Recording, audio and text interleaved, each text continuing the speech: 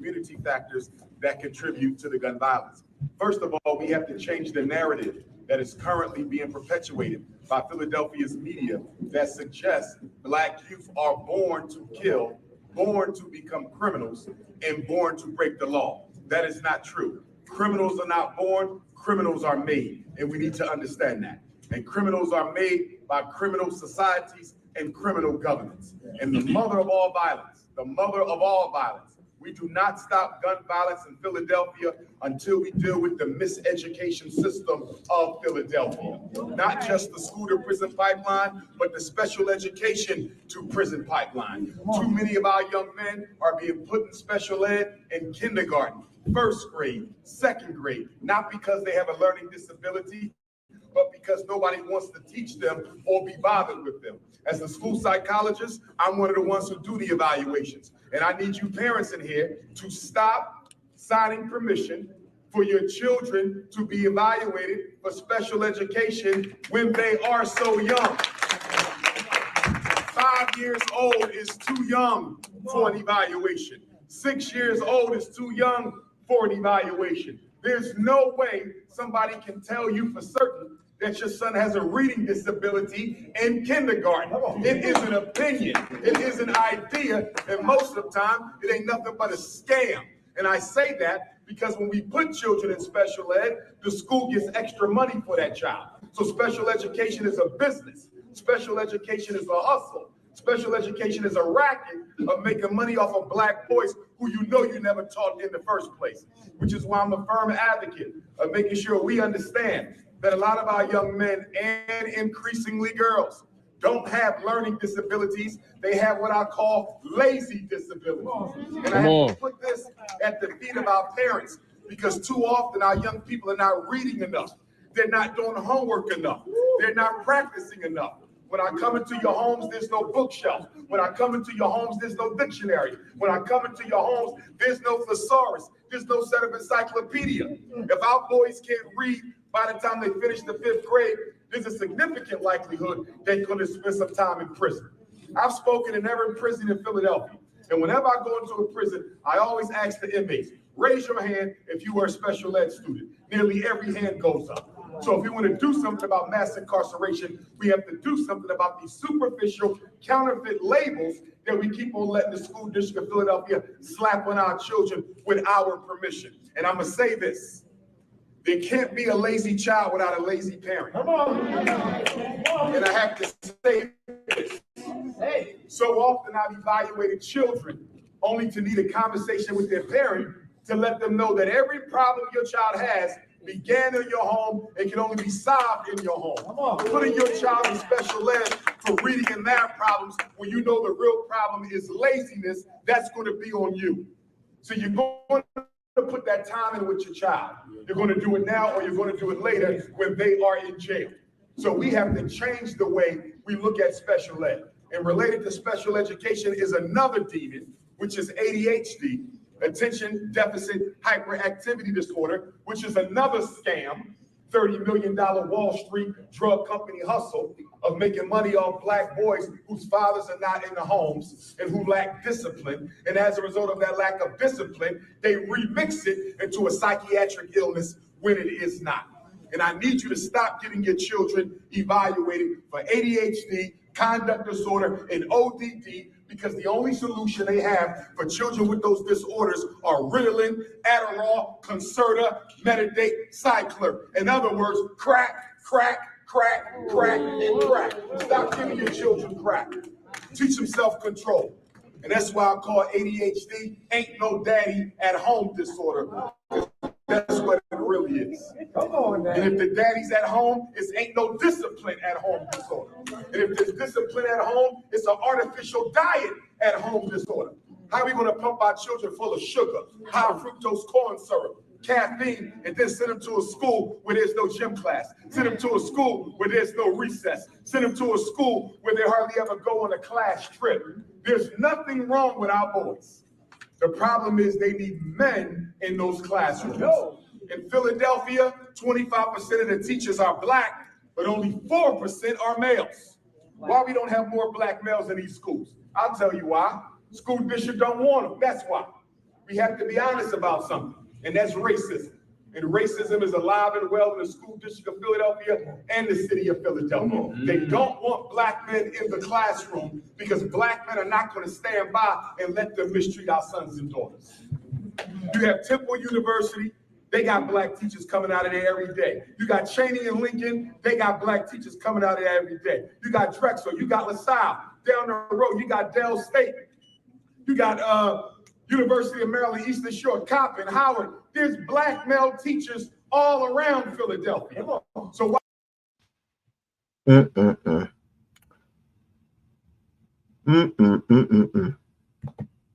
Taking the calls for the pause, you know who it is. This is We-On-Loc. Ooh, I almost forgot. Oops. I almost forgot to plug that in. I almost forgot to plug that my camera in. This is We-On-Loc Nation. Of course. I got some things to get off my chest real quick. Ain't gonna take me too long because the bullshit got to stop. The bullshit has to stop. The bullshit has to cease. Isn't it? Okay, cool. Okay. Hey, Lisa. How you doing, my sweet? Like, share, subscribe to the channel. Like, share, subscribe to the channel.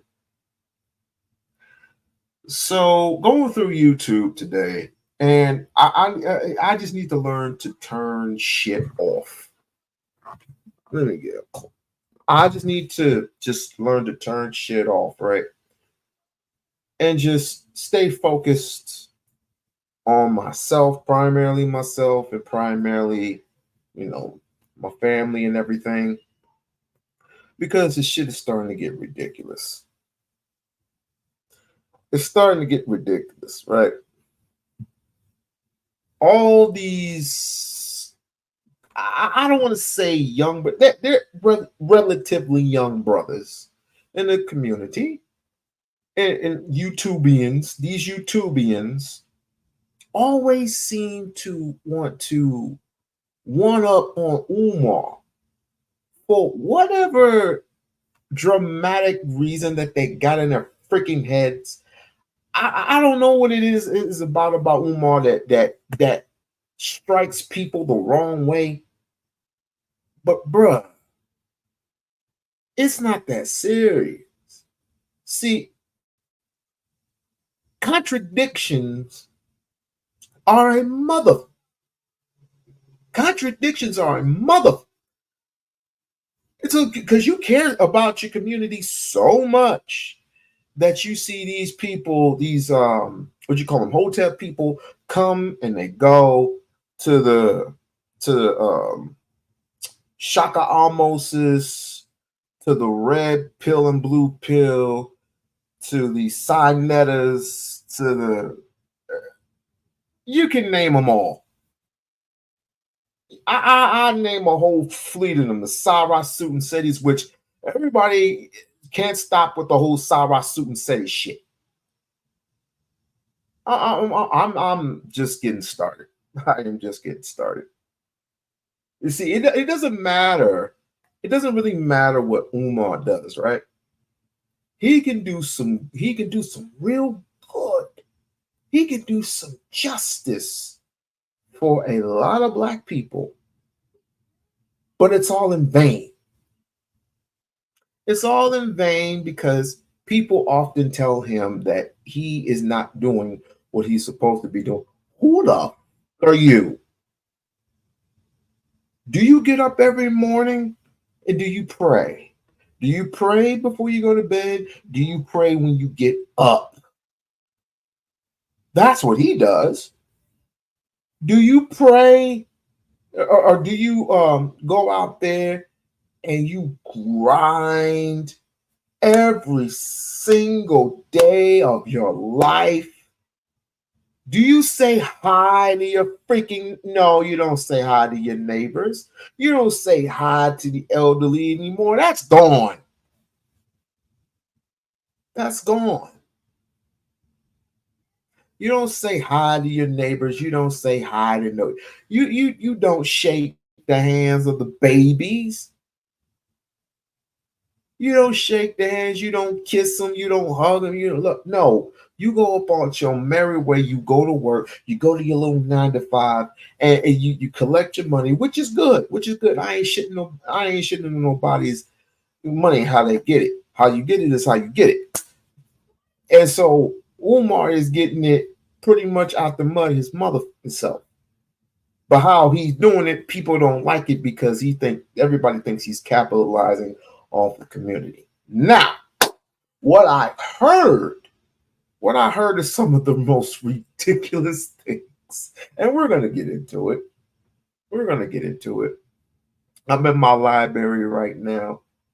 And the one book that I need to be concentrating on is Umar's latest book.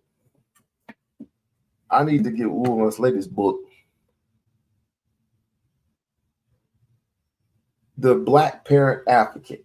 If you have not gotten The Black Parent Advocate, Umar Ifa Tunde, please, when he comes to us, that he will come in November. He will be coming back to Las Vegas in November, and I will be there.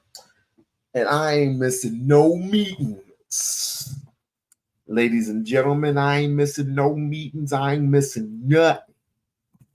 The next book is Scarred Woman by Queen Afua. Scarred Woman by Queen Afua. And the other one I must finish, is Brainwash by Tom Barrett. I have to finish Brainwash by Tom Barrett. All right, back to this. So the one thing that I've heard is the most ridiculous thing that comes out of people's mouths is what Umar does after the lectures, right? Is what he does after his lecture. And that is take pictures with everybody. Men, women, and children. Men, women, and children. They often take a picture with Big Papa. He didn't come up with that name. The ladies gave him that name. Is it his fault? Is it his fault that they gave him that name? Is it his fault? No, I don't think that is. If someone were to give me my name, it would be I don't know, a Sexy Lock. I wouldn't say, hey, I wouldn't mind that. I wouldn't mind that at all.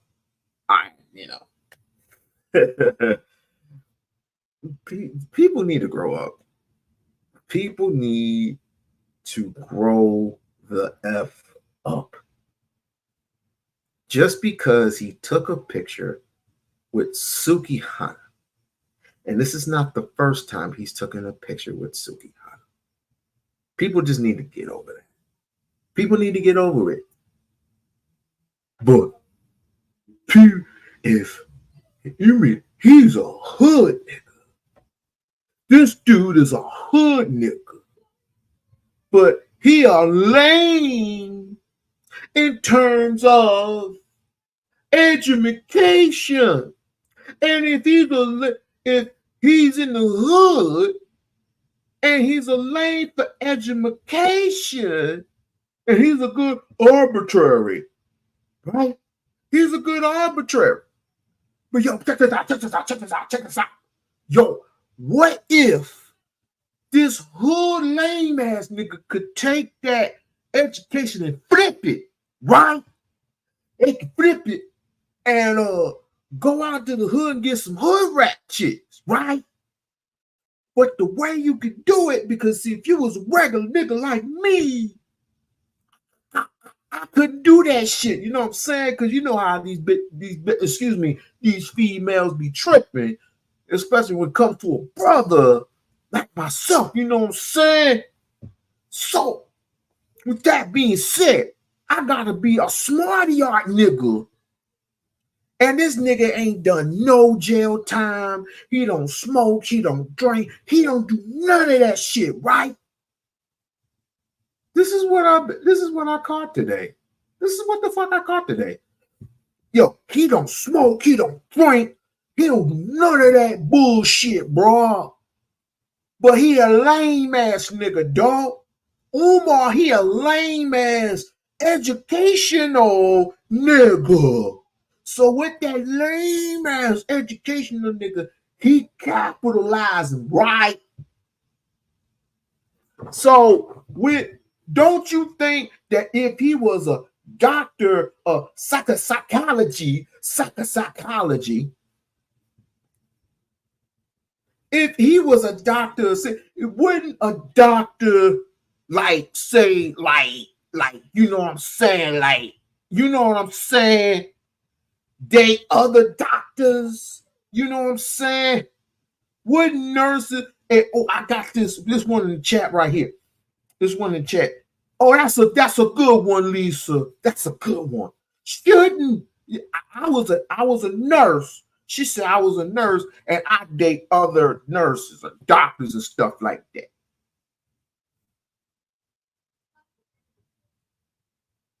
Huh?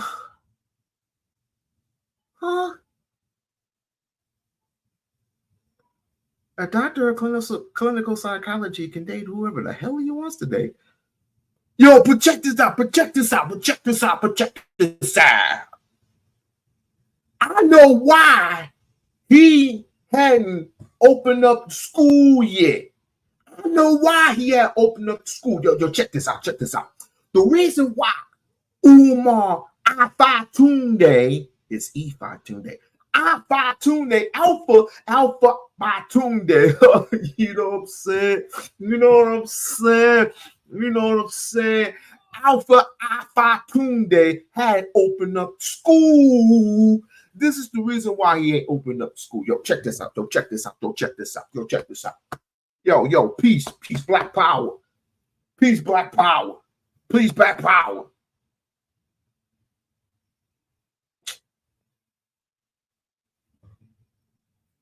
But check, he had opened up the school yet for this reason, right? He had opened up this school for the same reason that Drake, you know what I'm saying? Drake, he trying to get all of his ducks in a row. And it's the same reason that Future, he trying to get his ducks in a row, right? All of it needs is a layup. Pass the ball in the layup. Pass the ball in the layup. I pass the ball in the layup. Tell me what's really going on. Dressing you back in the day.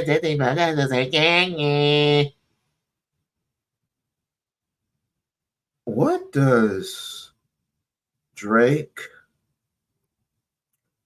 and Future have to do? But first of all, what do they do in their communities again? Isn't Drake half white? I think his father's white and his dad. I think his father's white and his mother's black. But you're going to compare, my brother, and we know who you are. You're trying to compare Umar Johnson to a motherfucking rapper who got smoked by Kendrick Lamar, by the way. They're not like us. Guess what? This is what I heard today, Lisa. This is what I heard today. And I'll cue it up if you like. I will cue it up and I will. Screw it. I ain't got nothing else to do. I was just letting the people know that every Umar video that I ran into, none of it is positive. He had some good points. He has some good points as far as the school is concerned. It's like, you want to help me out. If you want to help, just, call the brother or whatever. And I'm like, okay, cool. So, certain things I wish you would just keep to yourself, though. damn. I mean, we just want to slander a brother for trying. Just for trying. But I mean, enough isn't enough. So let me see if I can find the actual clip. And like, share, subscribe to the channel. Like, share, subscribe to the channel. And I'm not okay. It's right here. Right here. All right. All right. So before we cue it up, let's get rid of the stupid commercial. I was paying for the stupidest. Blah, blah, blah, blah, blah, blah. See, the only reason why people constantly get on Umar is specifically two things: the school and how he treats women. First of all, I don't see anything he does that is promoting anything wrong or any type of wrongdoing that he's doing with females. Although I will say, I do have some insiders that specifically tell me, right, that he is about that life in terms of putting people in the right positions. I'm not going to give everything away. He likes to put people in the right positions, educational wise, right? He doesn't like to show his whole entire hand. Who in the hell is smart enough to show their entire hand? It's impossible. I don't want to do that. I wouldn't want him to do that. That's just giving everything away. So I will be queuing it up. Right. But I'm just letting everybody know what you're doing is freaking ridiculous. And you can continue on and continue on and continue on. I'm still waiting on the chick. Salute. I am still waiting on this chick that proclaims that she is so sick of Umar, but yet I'm still wanting to ask this lady, what do you do for your communities? Do you set your girls straight? Do you set men straight? Do you set boundaries? Do you build infrastructure? What it is that you do? It's time to put up or shut the fuck up. It's time to put up or shut the fuck up. It is time to put up or shut all the way to only the hell the up. Come on, this is some childish shit. Yo, dog, I got an idea. Yo, it's like, yo, the reason why he's taking pictures, he wouldn't quite take a picture with Sukihana. He was trying to see if Sukihana's coochie was that wet. You know what I'm saying? Yo, they didn't call him Big Papa for a reason. You know what I'm saying? You know what I'm saying? Oh, y'all don't believe me. Oh, okay. I'll cue it up. Hold on. Y'all don't believe me. Okay, cool. Cool. Let me see. Oh, let me get rid of this.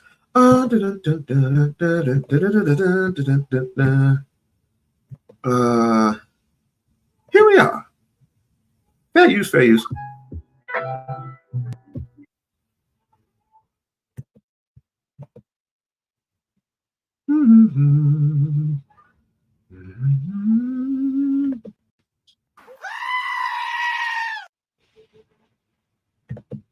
The real reason why he wanted a school for boys.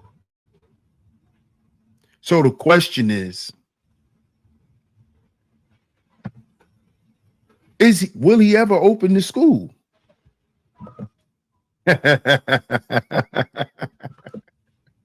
Facts.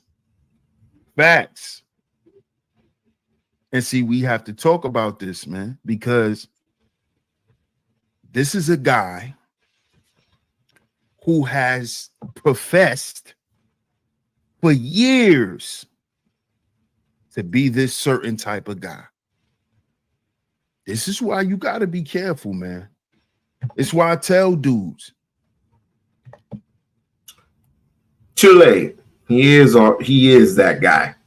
He's always been that guy. You just don't see it past the Sukianas, past the conscious stripper. You don't see it past all that. But I'm gonna let you continue. It doesn't cost you anything to be yourself. Always remember that, fellas. It's never gonna cost you anything to be yourself. And I mean that monetarily and non-monetarily. It's never gonna really cost you anything.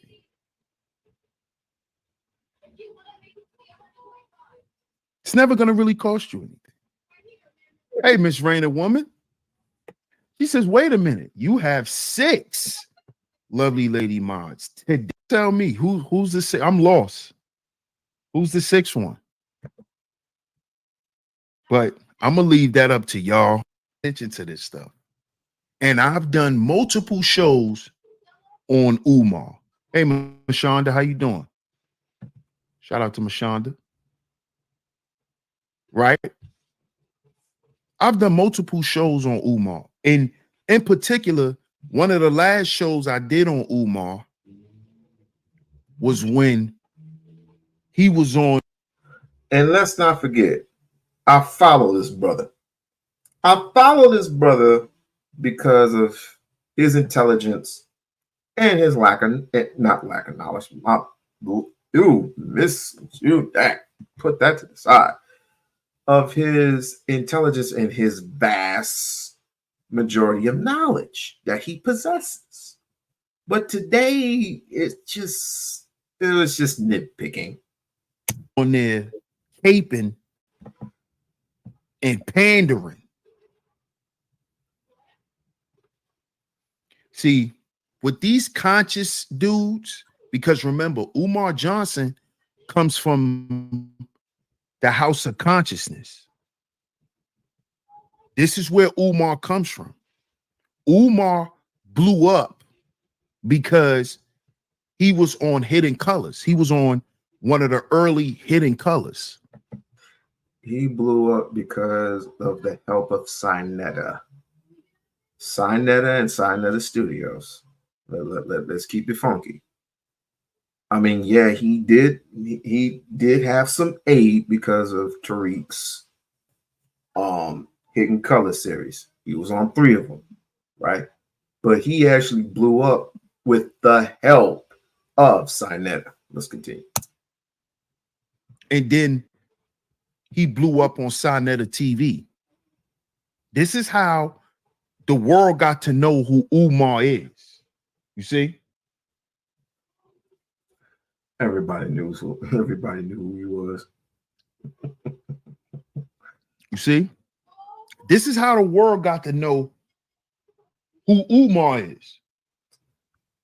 I'm gonna pass forward. So just off that alone, you have to pay attention to a lot of those guys' moves, because a lot of those conscious community guys, a lot of those guys have all came out to be scammers or some form of a criminal, if you look at it. Umar has no record of being a criminal. Don't drink, don't smoke. I haven't heard of Jermaine, as what people call him. I don't call him that. I call him E5. I don't remember E5 going to jail, going to prison. The only thing that he's guilty of is the whole child support situation. That's the only thing he's guilty of. Other than that, he's not a criminal. If you look at a lot of those guys that was popular on YouTube from the conscious community sector, a lot of those guys ended up in prison, right? Or we found out that they were scammers, or both. He's talking about Brother Polite. He's talking about Brother Polite and Young Pharaoh. Let's go. You see? But again, a lot of people don't know Umar from the conscious sector. They know Umar from him saying that he's going to open a school for black boys. He wants to open a school for black boys. This is what a lot of people know him from. Salute, champ. Shout out to Elisino in the building. Salute, champion. Right? But I remember early Umar days. So do I. You see? So I've really been watching and following Umar for years. So have I. I remember when he first said he wanted to do a school for boys. I remember. What year was that? Everybody was saying he couldn't do it. Everybody was saying it's not going to work. You're not going to get the funding. Why would you want to do that? Why you want to make an all boys school? You know, a lot of people didn't believe in Umar in the beginning. A lot of people.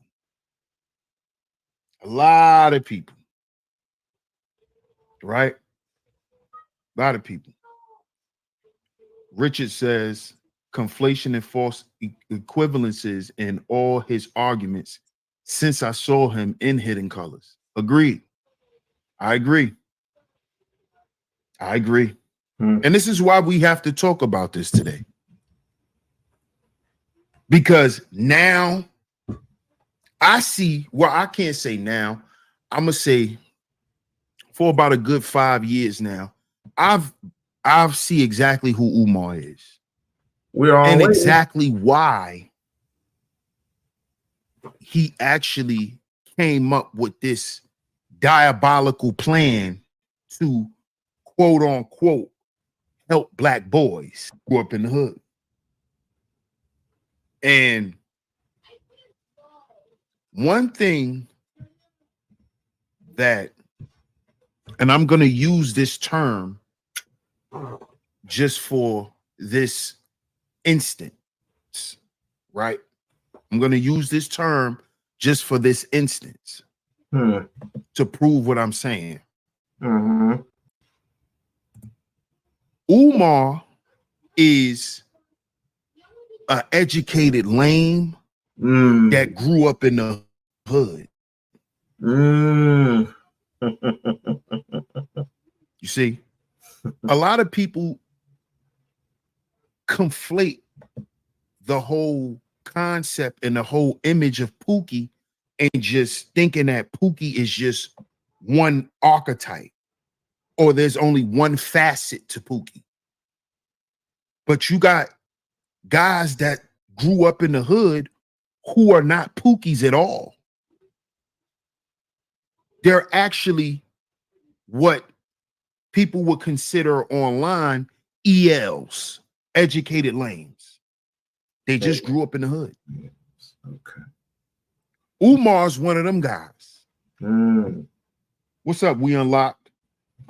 What's good? I was in there trolling like a motherfucker. Is that all you got, brother? I was trolling like a motherfucker. Shout out to my comrade in the building. Salute to my brother, the Book of Rona. Salute, salute, salute. Salute. Right? What's up, Perfectly Imperfect? Man, let's get this ball rolling, dog. Let's get this ball rolling. Because what you're actually admitting is to be educated is to be lame. What? And that was never considered lame, even in the hood.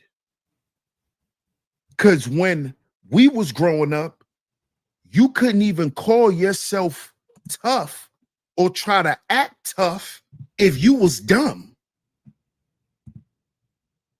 See, the millennials, we grew up in that era. Like if you was outside and you was sanctioned to do certain shit, you had to be smart. You couldn't be dumb. So being educated and having sense, knowing how to count, knowing how to read, knowing how to pay attention, knowing how to stay alert, all of those things matter. So to call yourself an educated lame is like, for what, dog? You shitting on yourself. So let me get this straight. Nigga,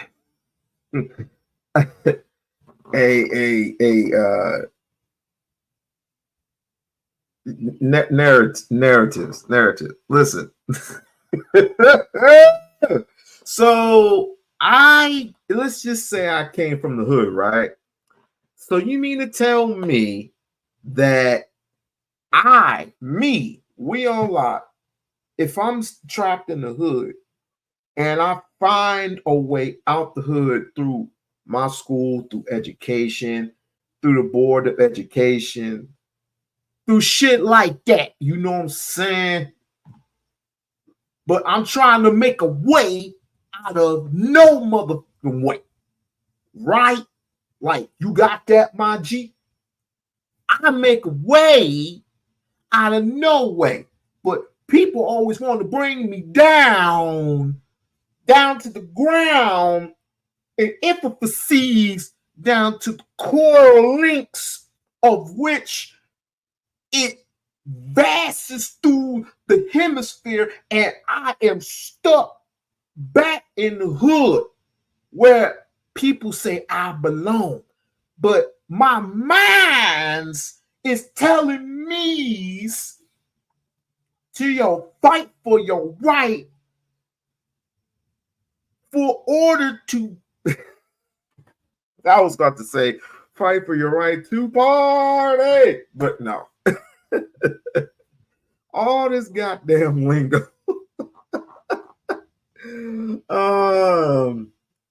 So even though this is in my documentary, The Pookies and the Raisin.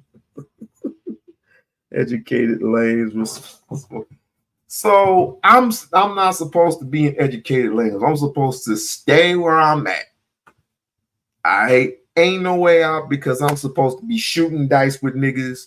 I'm supposed to be, fucking a whole bunch of bitches. I'm supposed to be like blasting motherfuckers with saying in the instance they disrespect me, they step on my shoes, they do this and they do that. I'm supposed to be doing that, right? There's no way out for me. There's no way out for an educated lame like myself. Oh, okay.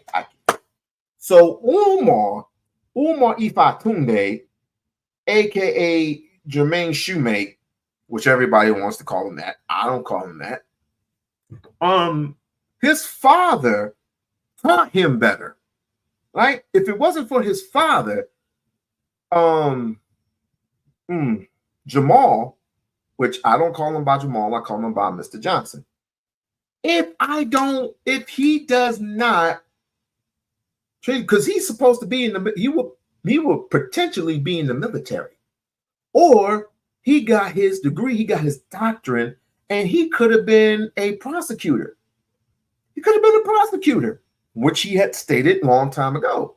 Umar Ifatunde could have been a prosecutor, but he wanted to take this lame route. So him taking this lame route means something to people. You know what it means to me? Fabulous. It means excellence. It means taking chances, which he is taking a chance. But the educated lames don't get that respect. The educated lames don't get that type of respect. What you said to me? Educated lames don't get that type of respect. The Pookies and the Ray Rays. Let's see what we got here. And I told guys this, but a lot of guys identify with that because growing up in the hood, the guys who seemed the coolest were the guys who weren't educated. See, I understand that. So I understand why those guys feel the way they feel. Because it's like, damn, I can't hang out with y'all because I don't do a lot of shit that y'all do. You know, I can't hang out with y'all because I don't speak the language y'all speak. You know, and that also carried over into how they looked at the women who was outside with the quote unquote pookies. Hey, Queena. Shout out to Miss Queena in the building. Oh, the lovely lady. Like, I'm not like the guys that y'all like because I don't get to hang out with them. So you don't see me the way you see them. This is how the guys, this is how those guys think. I could never get with her. Let me get fast forward to the. They don't really develop a disdain, a fawning for, and a very strong attraction and a lust for those girls.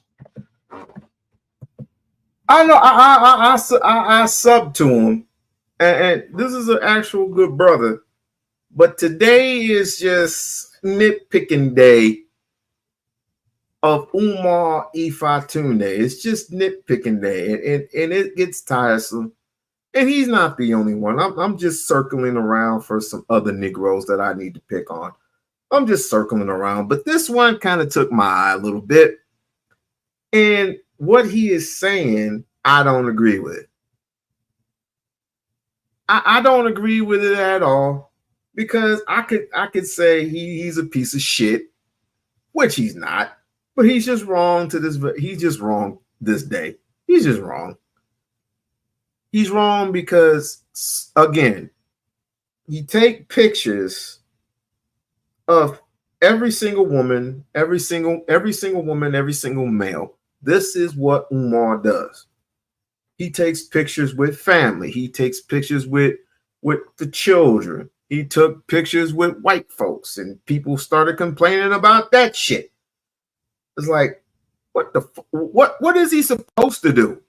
And just because the woman kissed him, or he kissed her right on the forehead and whispered her something to her, it's good to see you, sister. It's good to see. It's a freaking problem. Oh my God, the world is gonna end because Dr. Umar kissed Suki Hana.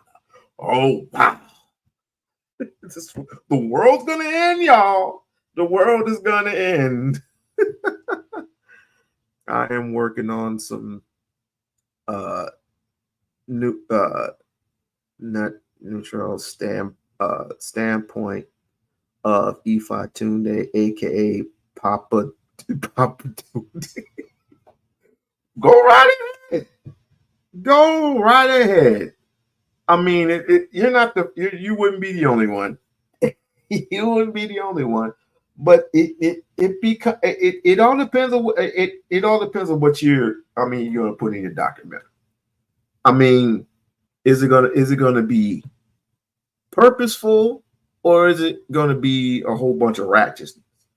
Is it gonna be purposeful where people can be educated, something that they can be educated on, or is it gonna be a whole bunch of ratchetness? I just don't understand. I mean, of course, Angry Man, he comes out with the whole ratchet shit. Pretty much anybody that I can ever think of, only but one person has came out with anything positive. It's all negative. So just because he kissed Suki Hana in the forehead and then on the cheek, oh, I get it. I get it. She a hood rat chick. She a thought. What is he doing with a thought? He ain't supposed to be with a thought. He's supposed to be, opening up the school. I get it. Okay, cool. Whatever. It is crazy. I think people often complain that he was the king of pandering. Define pandering for me. Define pandering. I told y'all Negroes, y'all need to start opening up a thesaurus for yourselves. Y'all need to start opening up a thesaurus for yourself. King, I get what you say. King of pandering, king of pandering, and the black manosphere. I kind of agree, but there are some good points to him. I never said there were any bad points. I just said he was wrong to this day. He is wrong to this day. On this day only. Now he said he's done multiple videos. I haven't checked them out yet. I don't think I want to. I don't think I want to because it's going to be. I know I'm either going to be. I'm not going to be upset, but I am going to be. I'm just going to wane from it because it's the same. It's the same old.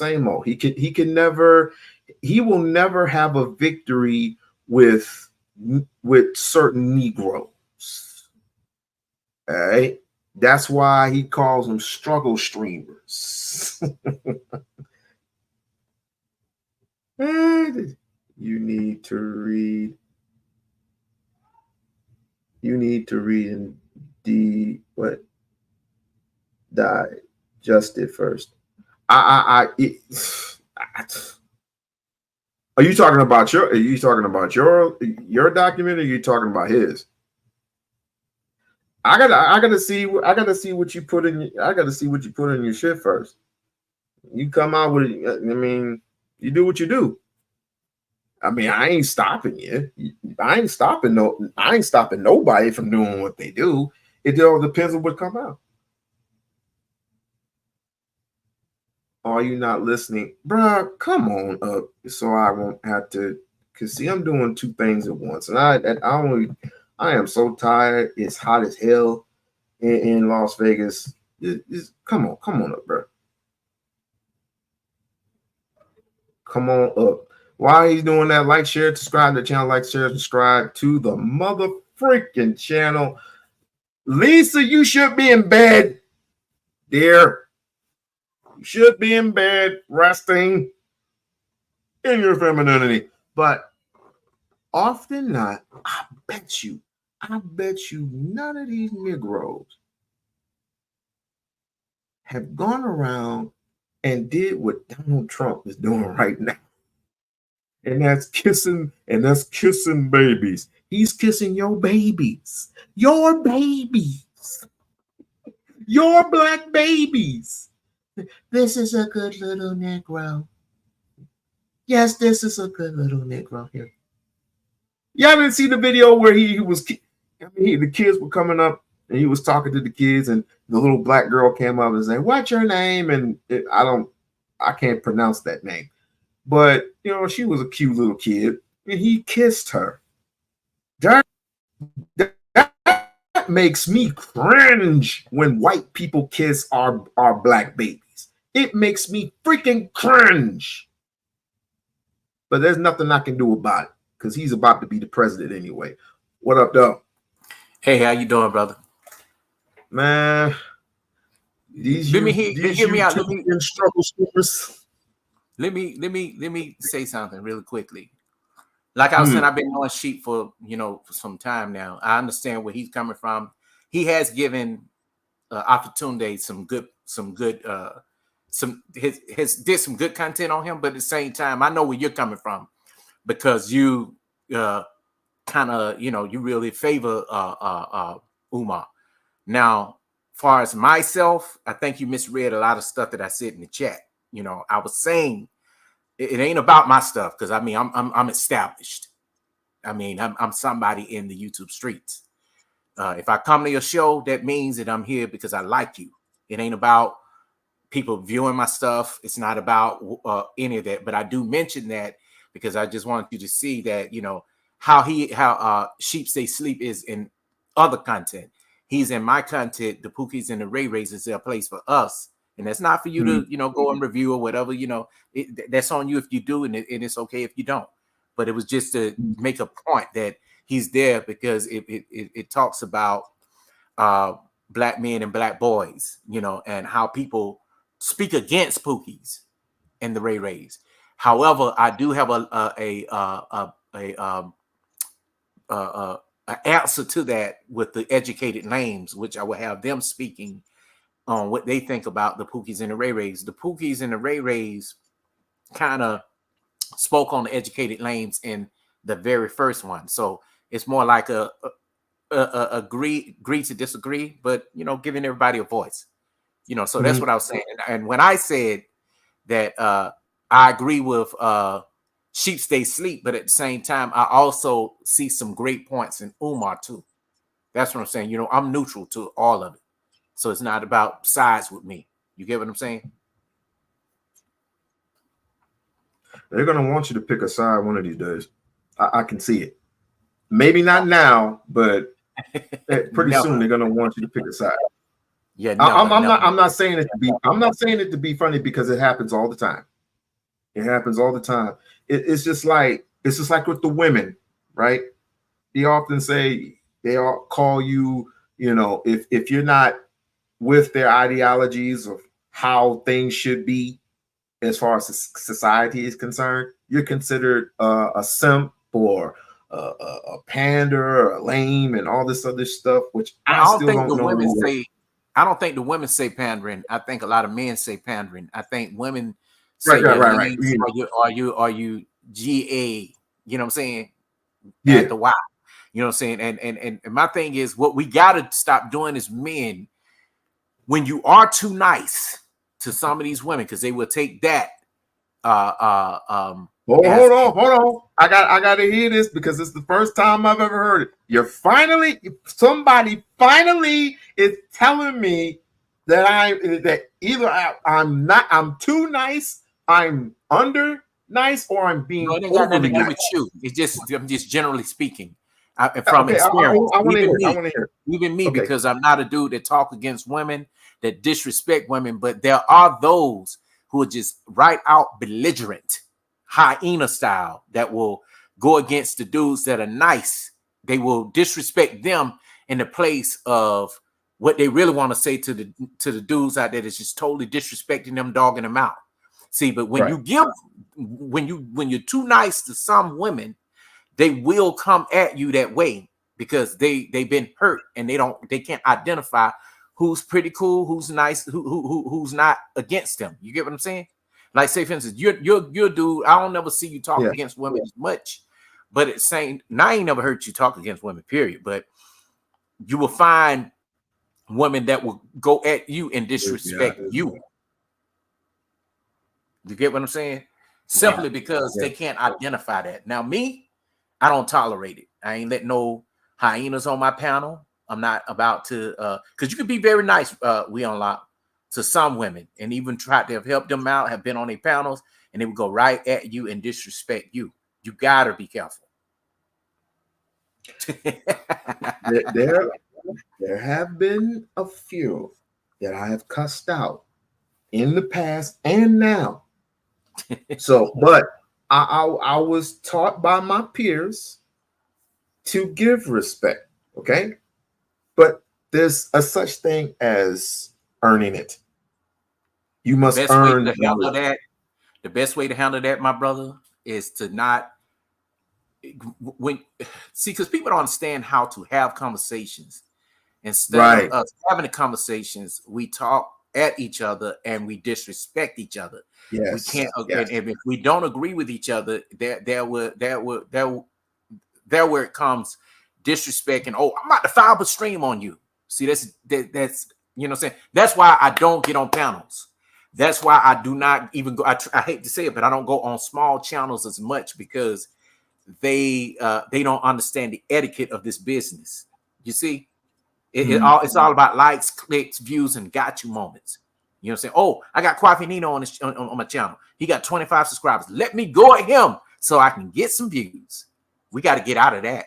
You know what I'm saying? Because if you do have people who are well respected in spaces, ain't about a lot of controversial bullshit. You know what I'm saying? I think you should be able to say, okay, well, you know, that's a cool brother. He's over here for a reason, not because he's here to go against me or to disrespect. See, I'm not here to fight to be right, and I'm not saying here in general. I'm just saying all over the spaces. I try to get along with everybody.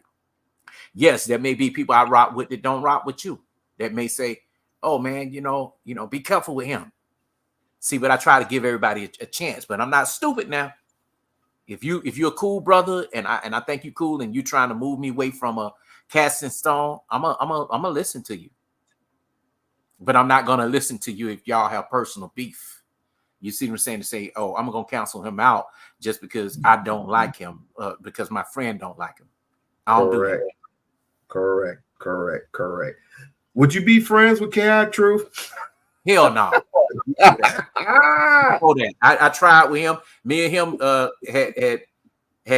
we got into it 5 years ago, and we got into it the time when we reviewed a stream over on Trish's channel, remember? Yeah. And he was calling me, all the names, but I ain't Yeah, worried. the same way he did me. Same way What? he did me. We are like he did that. Well, he will do it. Look, he will do it in front of white audiences. So my thing is, even when I was over there, he wanted me to shut up, and he let the white people curse me out. You know what I'm saying? He often he told me, he asked me, you didn't have anybody in the struggle. You live in a mansion and this and that. I said, you know what? You're absolutely right. And guess what? They'll still go, you still are considered a nigga. And I mean, he could call me nigga this and nigga that, because he got mad at JP the other day. He got mad at Jay Prince the other day, right? Yeah, I saw that. Yeah. And then I have to say that Jay Prince got what he deserved, because mainly he doesn't know when to shut up. All right, he just talks whatever out his mouth. I mean, he makes good points from time to time, but there's a time for everything. He just wants to be right all the time. I mean, and then the other thing he said was, I want to fight the police. And the one thing that I said, due to the fact of Sonia Mason's tragic death, I said, I know you're upset. We're all upset. But guess what? You're going to lose. You're going to lose. You talking about fighting the police. Well, first of all, you ain't got no martial arts skills. You don't have martial arts skills. You don't have no skills at all. All you do is talk. You don't have no guns. You ain't got no weapons. You ain't got nothing to speak on. You ain't got all you got is a little hut. You ain't got nothing to hold on, to grasp onto. All you got is 5 kids. You have 5 kids and a wife. Okay, and can I say something to that? Dumb as you. Where's your weapons? Where's your rations? You need rations. They're going to cancel your credit cards. All you're going to use is cash. If you don't have cash, you're not going to have food. You're not going to have weapons. You're not going to have bullets. You can't even create bullets. So how are you going to fight off? How are you going to fight a whole army by yourself? Let me explain. Like I wouldn't even be in conversation with somebody like JP. Period. So. My thing is, we don't know. I know his story. I know his trauma. You know what I'm saying? And I'm not going to coddle that. What I am not going to do either is be on a panel with someone that is fighting to be right, don't know what the hell they're talking about. That's problematic. Even the new wife, girlfriend, or whatever she is, she's toxic as well. You know what I'm saying? So, and because even me, when I tried to, because I thought maybe she was intelligent and she spoke well, I used to go on her channel and she started to call me a bandit, even though I'm not. Does everybody that way? Yeah. So I stopped going over there, because I mean, if I went in on her, trust me, it's gonna be bad. So I stopped going over there. This is what I mean about, you cannot be nice. Too nice. Sometimes you have to lay back in the cut. Don't jump on panels. Don't even give you a comment. You know what I'm saying? That way you won't be associated and attached to these people. I'm even learning that when I walk into some spaces, people frown really quickly, because they'll be like, oh man, here he come. He got something different to say. Or sometimes it's even jealousy. So I'm just more so not jumping on panels as much anymore, you know. And I'm definitely not about to get on no panel where a woman can make me content. You know what I'm saying? Because I really don't be in women's spaces. I try not to. I just think it's just time to overlook some, just get over some stuff and just focus on the here and now. People get so sensitive, you know, they can ditch out what Very. they want to say to you and disrespect you, and then when you come back and say, look, intelligently now and respectfully, you know, they don't get it, you know. So I just, you know, I'm staying away. I got too much other shit to deal with than to be in a lot of brother, I just came from the rally. I came from a rally 3-4 days ago. Sonia Massey, people representing Sonia Massey. You know who was out there? Everyone from black to white. The Muslim community was out there. Mm-hmm. The Black Panther community was out there. In the Vegas? Israelites were out there. Yes. Okay. North Las Vegas. Yes. Wish I was out there. Who was out there in the NAACP? I did the video. I did the whole video and everything. You can look at it. Okay. And everybody was out there, and the Israelites were shaking hands with the Muslims. I mean, it was an all a togetherness type of thing. People were hurt. People were upset. We had people honking their horns at us, trying to get our attention. But at the end of the day, we stuck together like this. It wasn't. And I like that. And some people think that is a crime. Like a person like Chaotic Truth. Oh, you niggas is marching. He that type. You know. Now I do agree that sometimes marching just don't get it. You know what I'm saying? Black people need to learn the law where they can put it into action and put it on paper and put it into motion into the clerk of courts, in the federal courts, not the state level, not the city or the county, but federal. But until we do that, it'll never work. Because we can sit around and march, we shall overcome, we can be with Benjamin Crump, you know, and I appreciate people that are doing something versus the people that are online just talking and giving their opinion. They ain't even out there, foot on the ground, doing nothing, absolutely nothing. Absolutely. And I'm one of them that have been out there, have marched with folks, have been at the Million Man March, have been to the White House, been a lot of places that people don't know, has a security clearance. You see what I'm saying? Always carry your constitutional cards with you. Always carry your. You know what? Cards. We need to do a stream together on that, on that, and do a security stream too. We-On-Loc, because a lot of brothers don't understand the law, they don't understand power, they don't understand structure, and they don't understand order. Like with that officer, I wouldn't be surprised if his bond was taken away. Now, and understanding what that means, if you have your bond taken, because he's in jail right now, but I believe he's still getting paid. Now, if you take his bond away, you can't get paid. You can't collect no pension or nothing until such and such time. I forgot what that was. You had to get the information from Kevin. Kevin from realnaggas.com. If you go to realnaggas.com, you can get all of the things that I got here. I got the melanin book. I got the melanin research book. And plus, he can give you the constitutional right cards. And it's a whole bunch of stuff that he gives you. And also, he teaches you the law as well. In case you get pulled over by a cop, you have the right to say nothing. But you got to know what you're speaking about. You have to know the law as you spoke of. You have to know the law, and you have to give them your constitutional right cards. Yeah. And sometimes just not saying nothing and just looking at them and complying works out, because I'm gonna tell you, they want to get you off of your square as a black man when you're stopped. You get what I'm saying? They'll provoke you, they'll say stuff to you. And as black men, if you are a rideshare driver, if you just driving late at night, make sure you have a camera in your car and it's connected to social media, because that is so important as well. We have no business, and if you know for a fact that you're going to be riding in some of these towns especially sundown towns or areas where you know the cops gonna fuck with you. Make sure that you clean. You're riding through that way. They ain't got no business. Whatever, they can stop you, whatever, but know you're right. Don't say, well, I ain't got nothing. You make yourself guilty from the start. Yeah, you can search my car. No, you cannot. No, you cannot. Okay, go ahead and get the search warrant. Bring your sergeant here, bring your lieutenant here, your captain or whoever, because this is not gonna happen.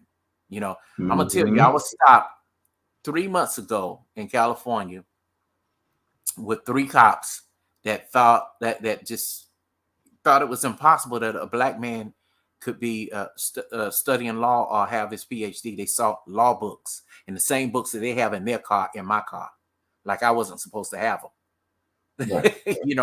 But they was trying to find every reason to give me a ticket. And I'm like, because a certain percentage of law enforcement officers don't even know the law themselves.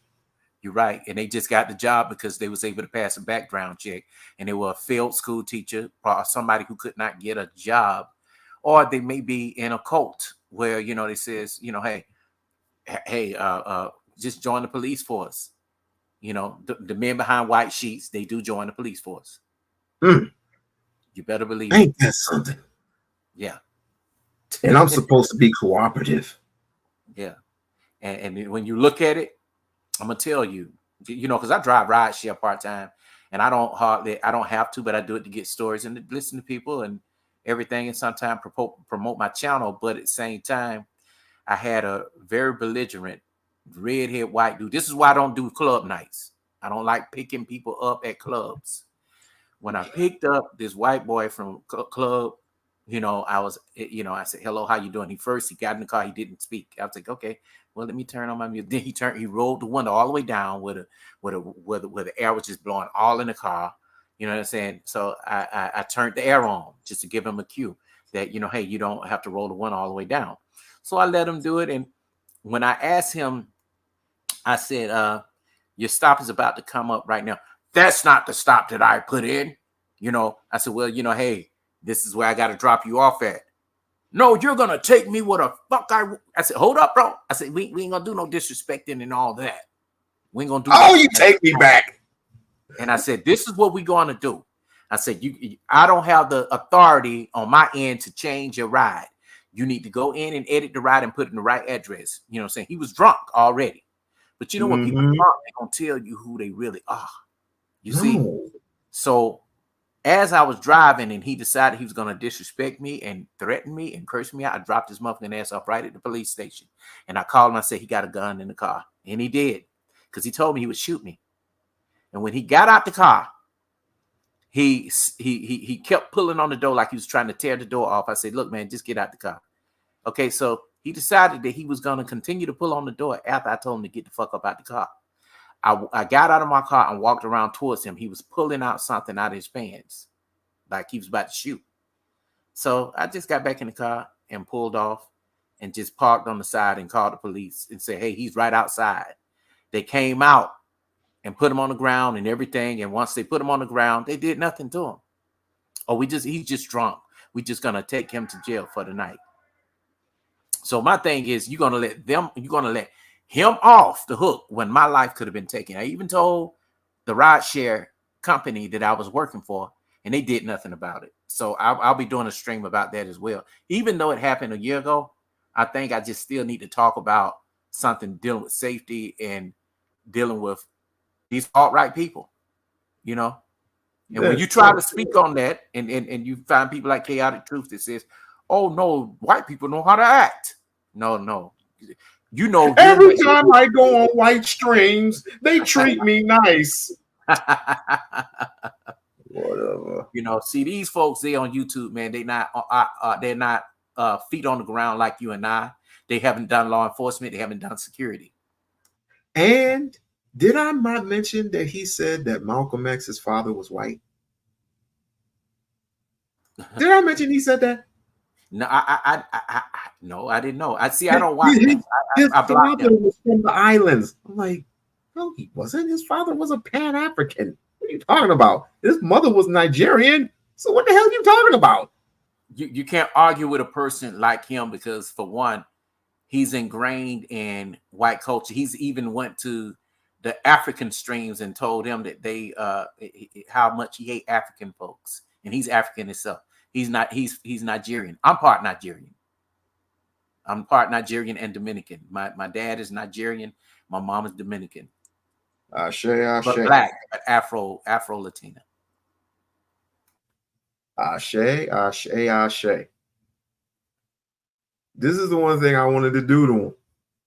I wanted to on his channel. I can act a fool on his channel. It doesn't matter to me. I was calling every person that was on that channel white, except for one individual that me and him, we were actually trying to tell him something, but he just kept going off script. And then he did it so fabulously that he hit his own hand. He hit and broke his own hand on his own stream. Swear to God. Often, you know, he had the upper He hand. hit it so much that he ended up going off stream, and it was just a remainder of us on the stream. Did he call you an NI with the hard ER? Yes, I wanted him to. I said, come on, show your true nature. Come on, show your true nature. Come on. Because you own, believe it or not, you owe me your life. You owe me your life because you went on a platform that's mainly full of manosphere dudes. When was it? This was 3-4 years ago. I don't know. It was on Platinum Elite stream. What? You mean to tell me he was over there? Yes. I'm shocked that he Platinum yes, Elite. He was on Platinum Elite. I swear to you not. I swear to you not. He was on Platinum Elite Street more than one occasion, trying to talk to. It's like, you don't know anything about being this and about being that. Where are your nuclear physicists and all that? And so I went up on there and I had talked with the brother because he was getting clowned. He was getting clowned like overly clowned. So I went up there and I talked with him, and I said, he asked me, do you know any nuclear physicists? I said, yes, my cousin was one. He was a gymnast at first, and then he became a nuclear physicist. Now he's doing something else with his time. He's traveling from New Mexico to Washington to back to Michigan, and he travels all over the place, basically. And then I told him about my wife. She used to play Mozart. Tchaikovsky and all. He loves white music, right? I don't necessarily like it, even though I am kind of hemorrhaged between MTV and BET, but that was when I was young. I mean, I know about the Van Halens, I know about the Metallicas and the Red Hot Chili Peppers. I know about all that shit, but mainly I like to listen to some James Brown. I like to listen to some Ohio players. I like to listen to the Isley Brothers. The Isley Brothers keep me real calm. music, real grown man music. I'm right there with I know all of James Brown, the JBs, part 1 and 2, Funky People. Come on with it. Come on. And I had this brother calm, and we were speaking like we knew each other.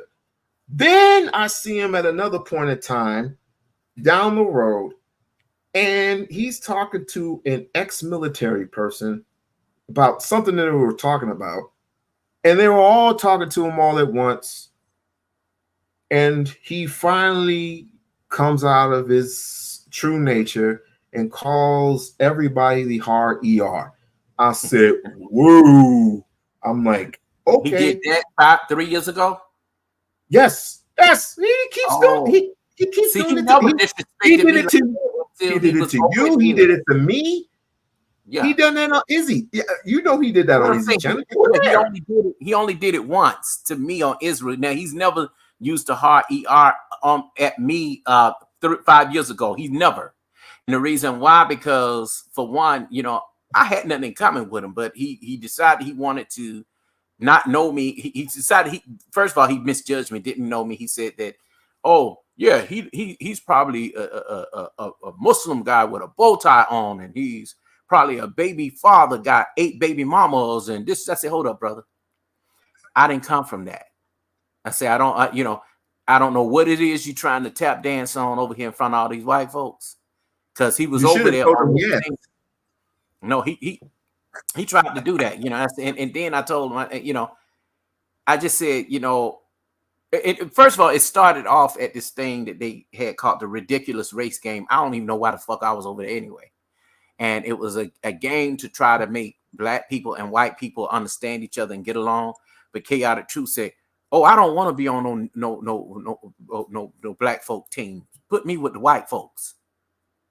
He said, "I don't want to be around black folks. Put me with the white folks." I'm like, "Oh, okay, do your thing," So I paid him no attention. So he decided he wanted to start some shit with me. So we got into an argument over there. I said, "Let me tell you something, brother. You darker than I am. You straight up a black brother, a black dude." And I said, "You sit up here, you want to say all these things to me." I said, "And you want to be a white man so bad." I said, "Why your hair ain't straight? Why your hair nappy? Why your hair?" I said, "You need to go get a haircut." I said, and I told the host of the show, I said, "Since your wife is a beautician and a barber, why don't you make an appointment? I'll pay for it. I'll pay for you to get this nigga haircut because he's straight up looking crusty and dusty with that old ass suit on."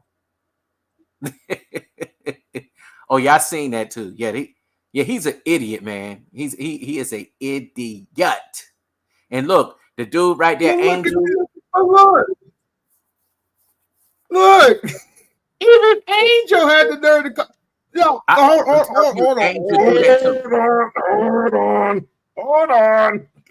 on. We are American, man. You stink out that motherfucker.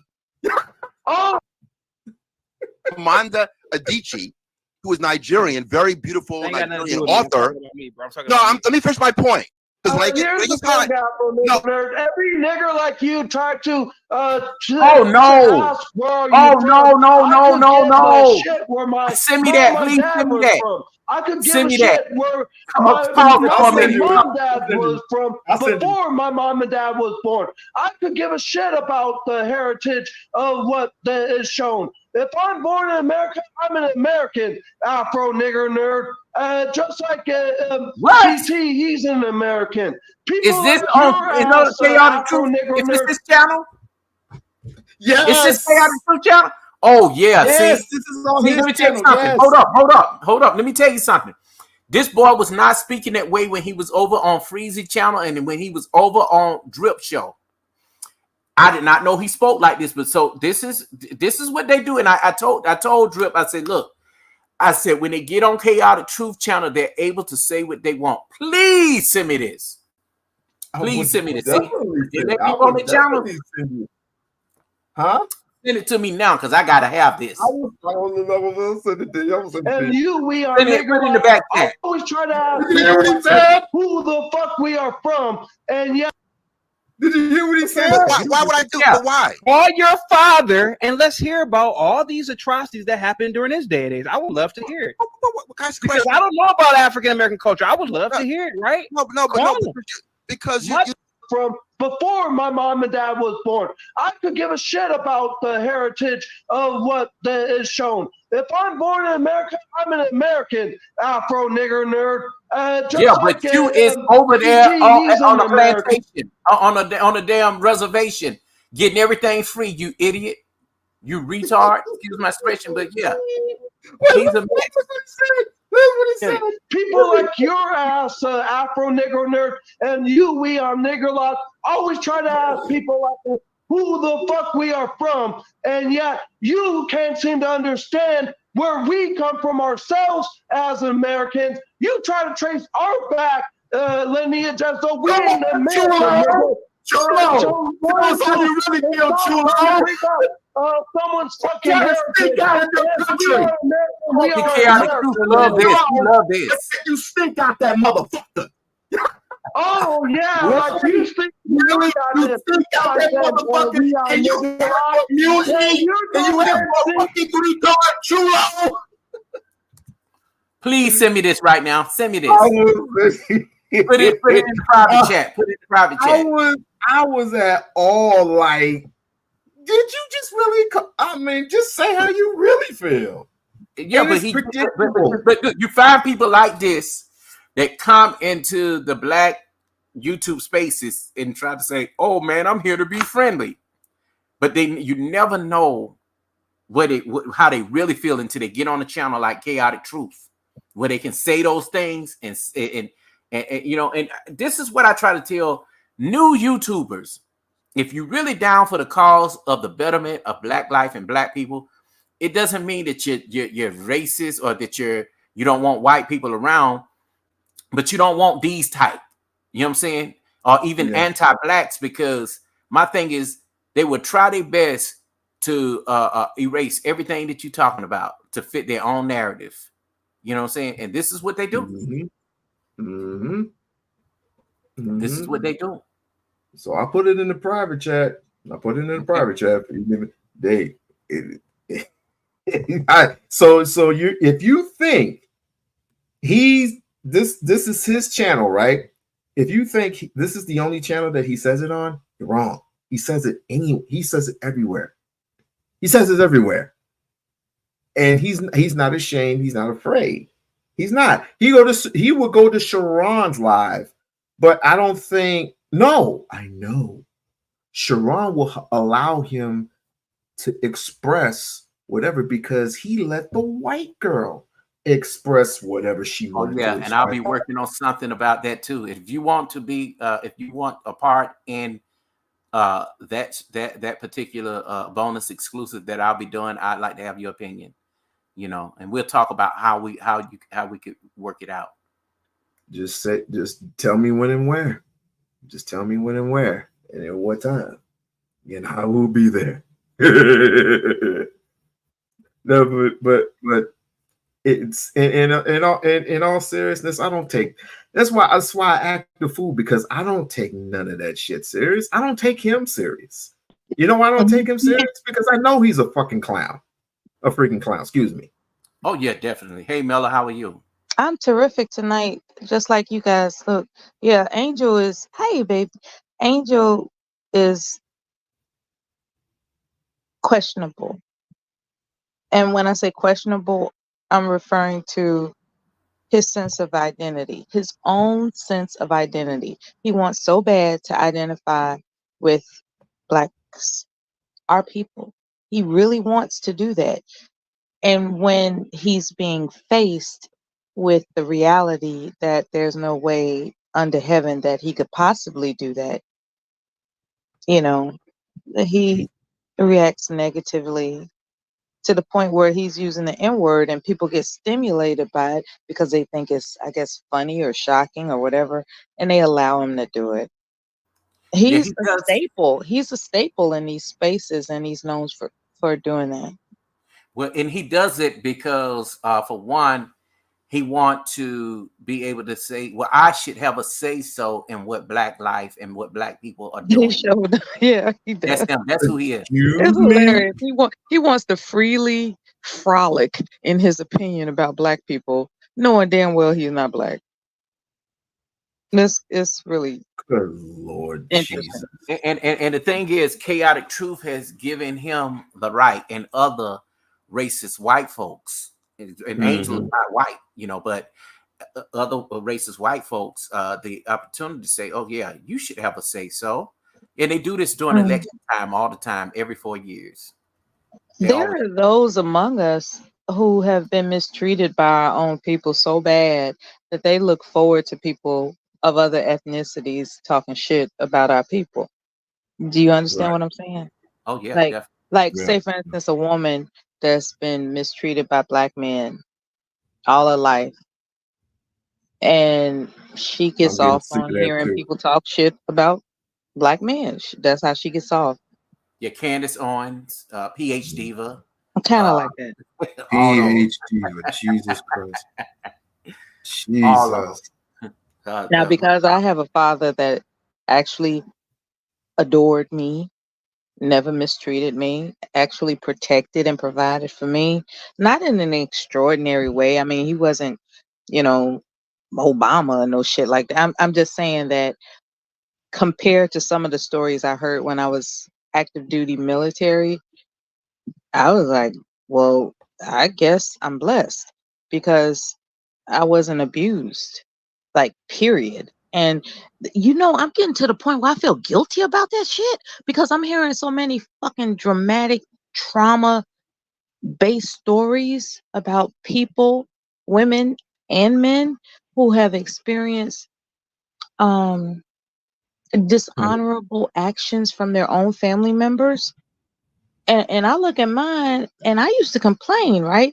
I only complained because I carried this attitude that if they weren't like Leave It to Be, like if they weren't like the TV show families, Yeah, to leave then it to be there. my family wasn't shit. That was like my pre-adulthood thought, Right. until I When you look started at it now, hearing it's like, stories about people who were really going through some shit.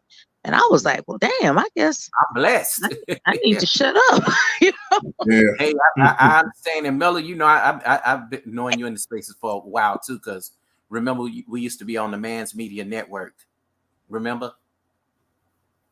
I remember a Yeah. lot of things. Yeah. I So mean, yeah, I've I experienced understand the it. highs and lows of Yeah. all you brothers, and Yeah. you, and you've been kind to me, and I appreciate it. I always try to be, but like I was telling We-On-Loc, when you're a dude that's monotone, as people would take you monotone, you're not loud and you're not out there just, participating in the gender Oh, war. me? No, I'm talking about No, We-On-Loc. me. Oh, okay. Me. I was going to say, No, I've had no, my moments. Now. no. I'm talking about us as in, men, like, we're not out here, just going at women, or No, you're disrespecting not.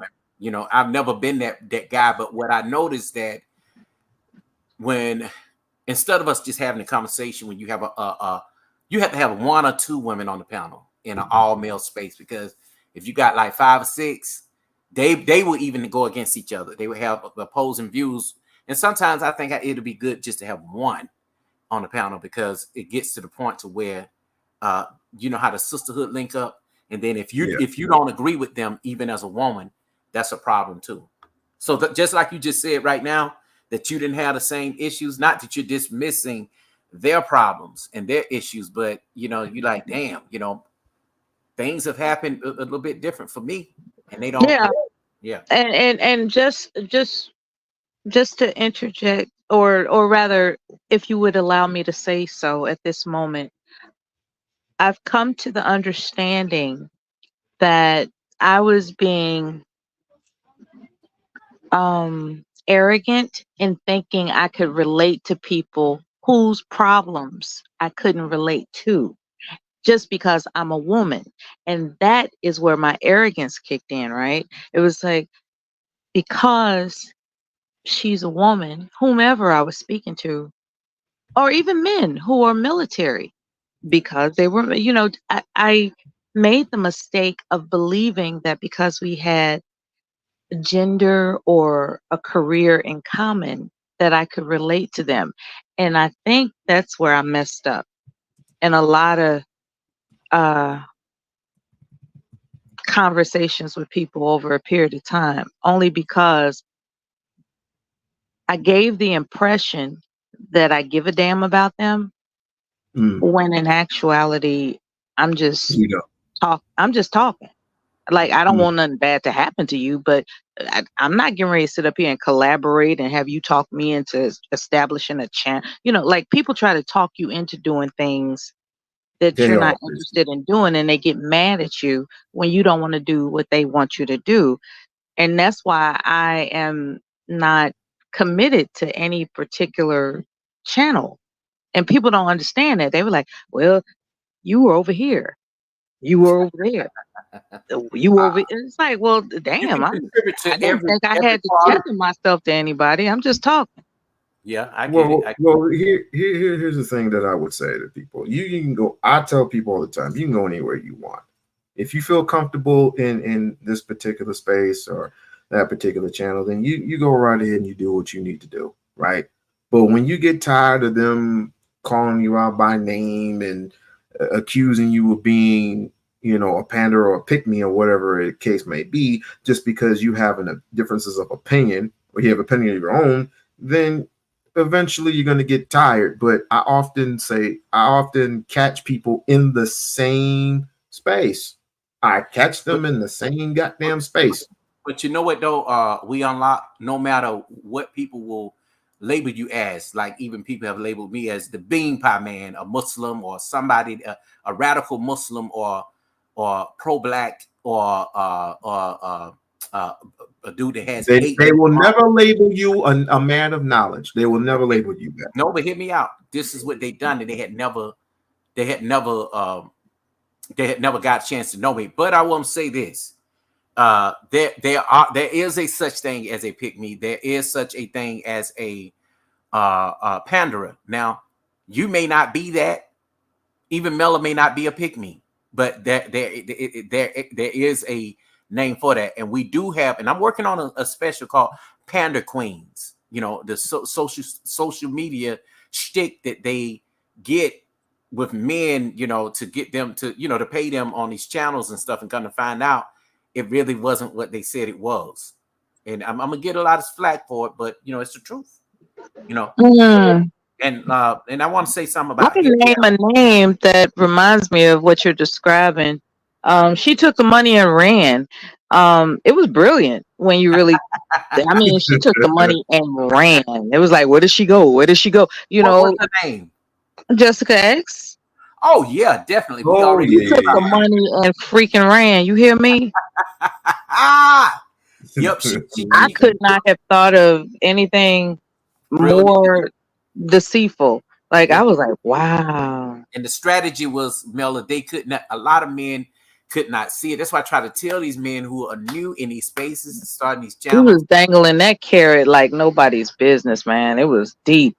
If you got, like, do they not see what they're like? Do they not understand what's happening? Like, but some people got to learn the hard way.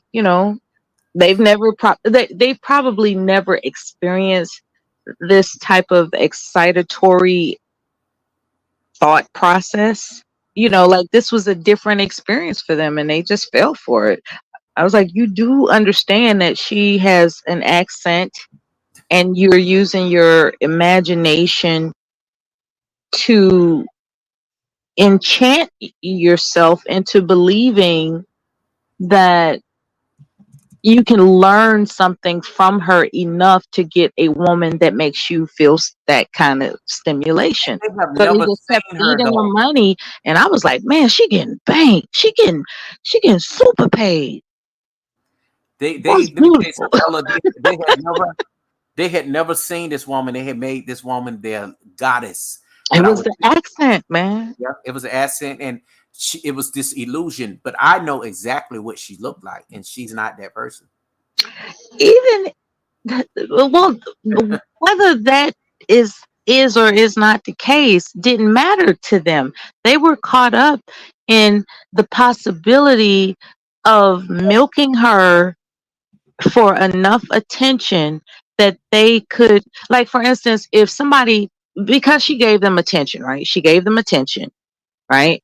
And so with that attention, they're able to milk experiences out of her that they could possibly transfer to somebody in real life with that type of voice. You know what I'm saying? Like, that might be their total aspiration. It's like, I want to know how to talk to a woman with that type of foreign accent where I get what I'm looking for from her. And if I talk to this Jessica X person long enough, I'm going to learn what, quote unquote, turns them on, I guess. I don't know what they were looking for, but you know what, though, Miss Mona was a friend of hers as well. You remember? But Mona is abrasive. I like Mona. Don't get me wrong. Mona is abrasive. Jessica was not abrasive, and those. So that yeah, Mona had the accent too. I will acknowledge that. It's just that Mona is abrasive. You know what I mean? And Jessica is not abrasive. And guys that envision in capturing a woman with her accent that's attractive, I want let me not They change just the wanted subject. to find out what it takes to get a woman like that. Yeah, And they yeah, were willing to pay to find out and it was what it weak. takes to get a woman like that. It was real weak. But let me address.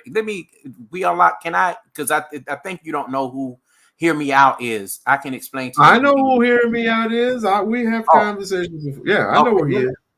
Can I address one thing he said? Where he said that Go right he ahead. said where he says formally just me just hear me out. First watching, and I'm the fat Thor and white Viking to some of these people on the panel, and he said something. No matter who he is, they won't hear him out.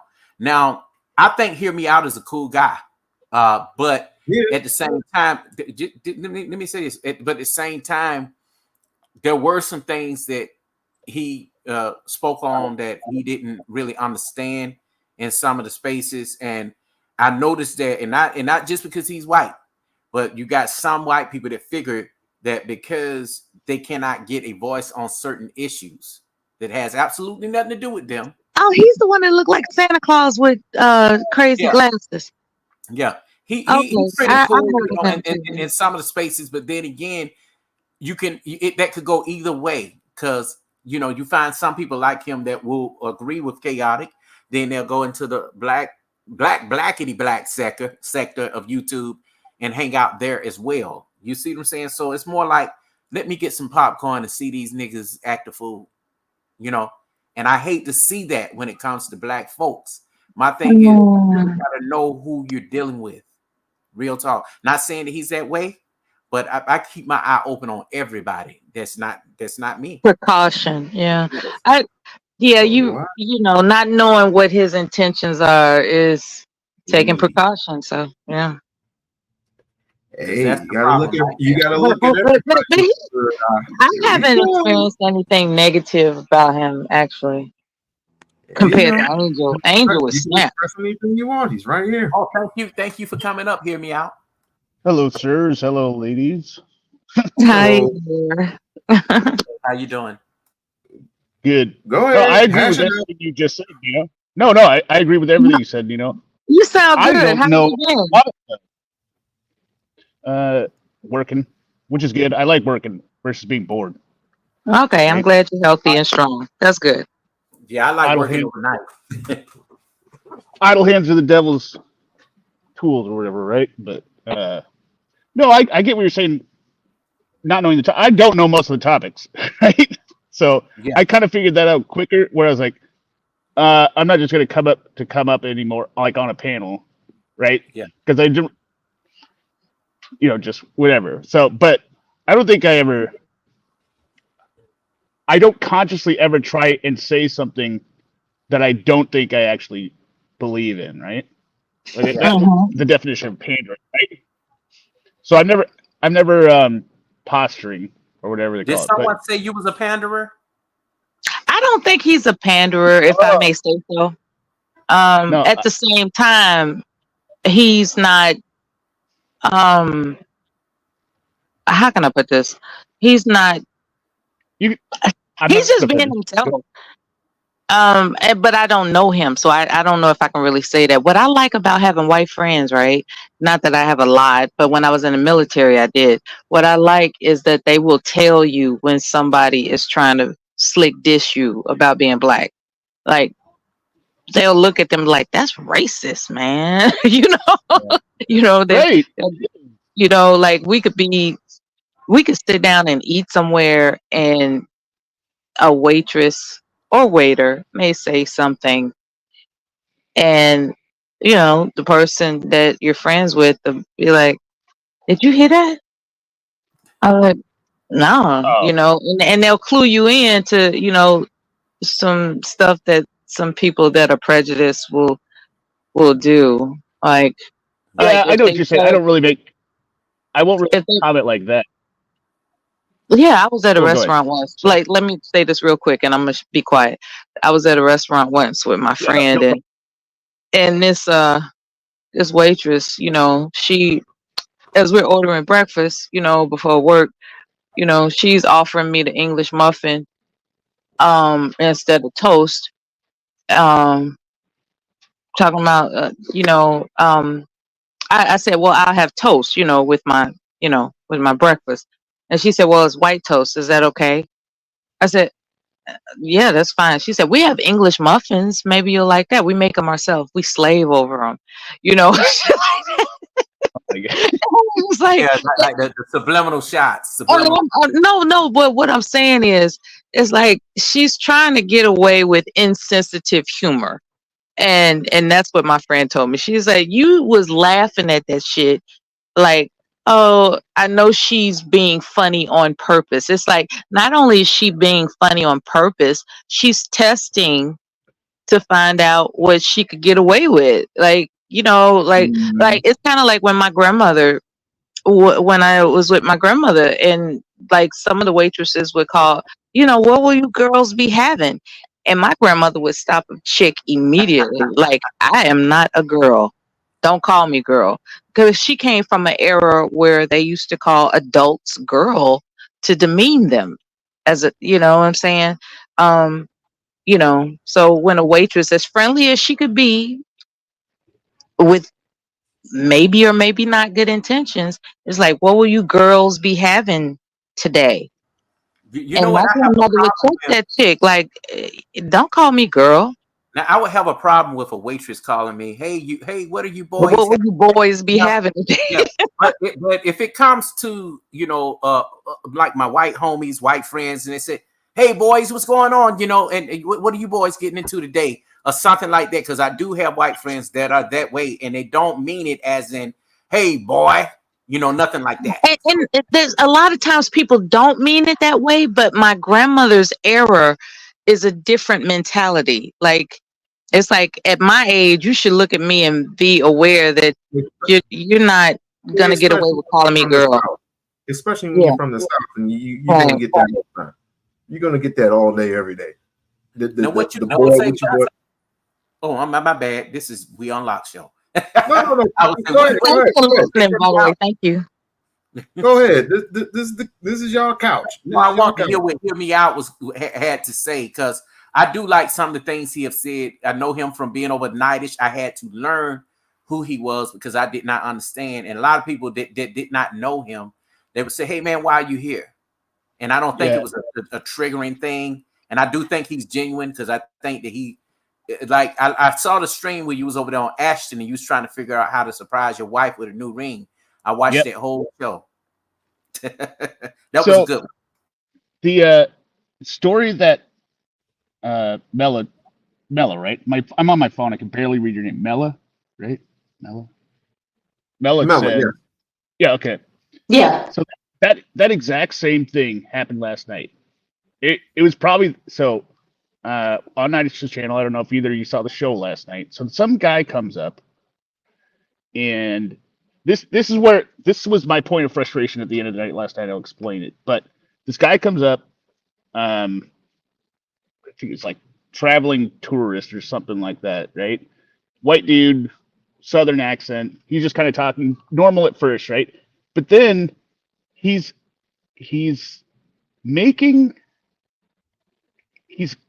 like you can tell when people are just kind of like when you're having a conversation with something and they say, oh, I love that, right? When anything you bring up, right? Oh, because I like this movie. Oh, that movie's the greatest, right? Well, why do you agree with everything that everyone is saying? That's weird. And then, like just very stereotypical answers you would have like Googled, or like some computer would have come up with. How do black people think, right? Like in the 90s or something. Like, so his favorite basketball player is Michael Jordan. He loves Hank Aaron. Hank Aaron was his hero when he grew up. There was nothing negative that he was saying in any of the comments, which isn't a red flag in itself. But then he was always making a little comment at the end that was out of left field, but it was a stereotype comment at the end too. Like somebody was saying, "Oh, I didn't hear what he said." And he's like, "Oh, I don't speak jive."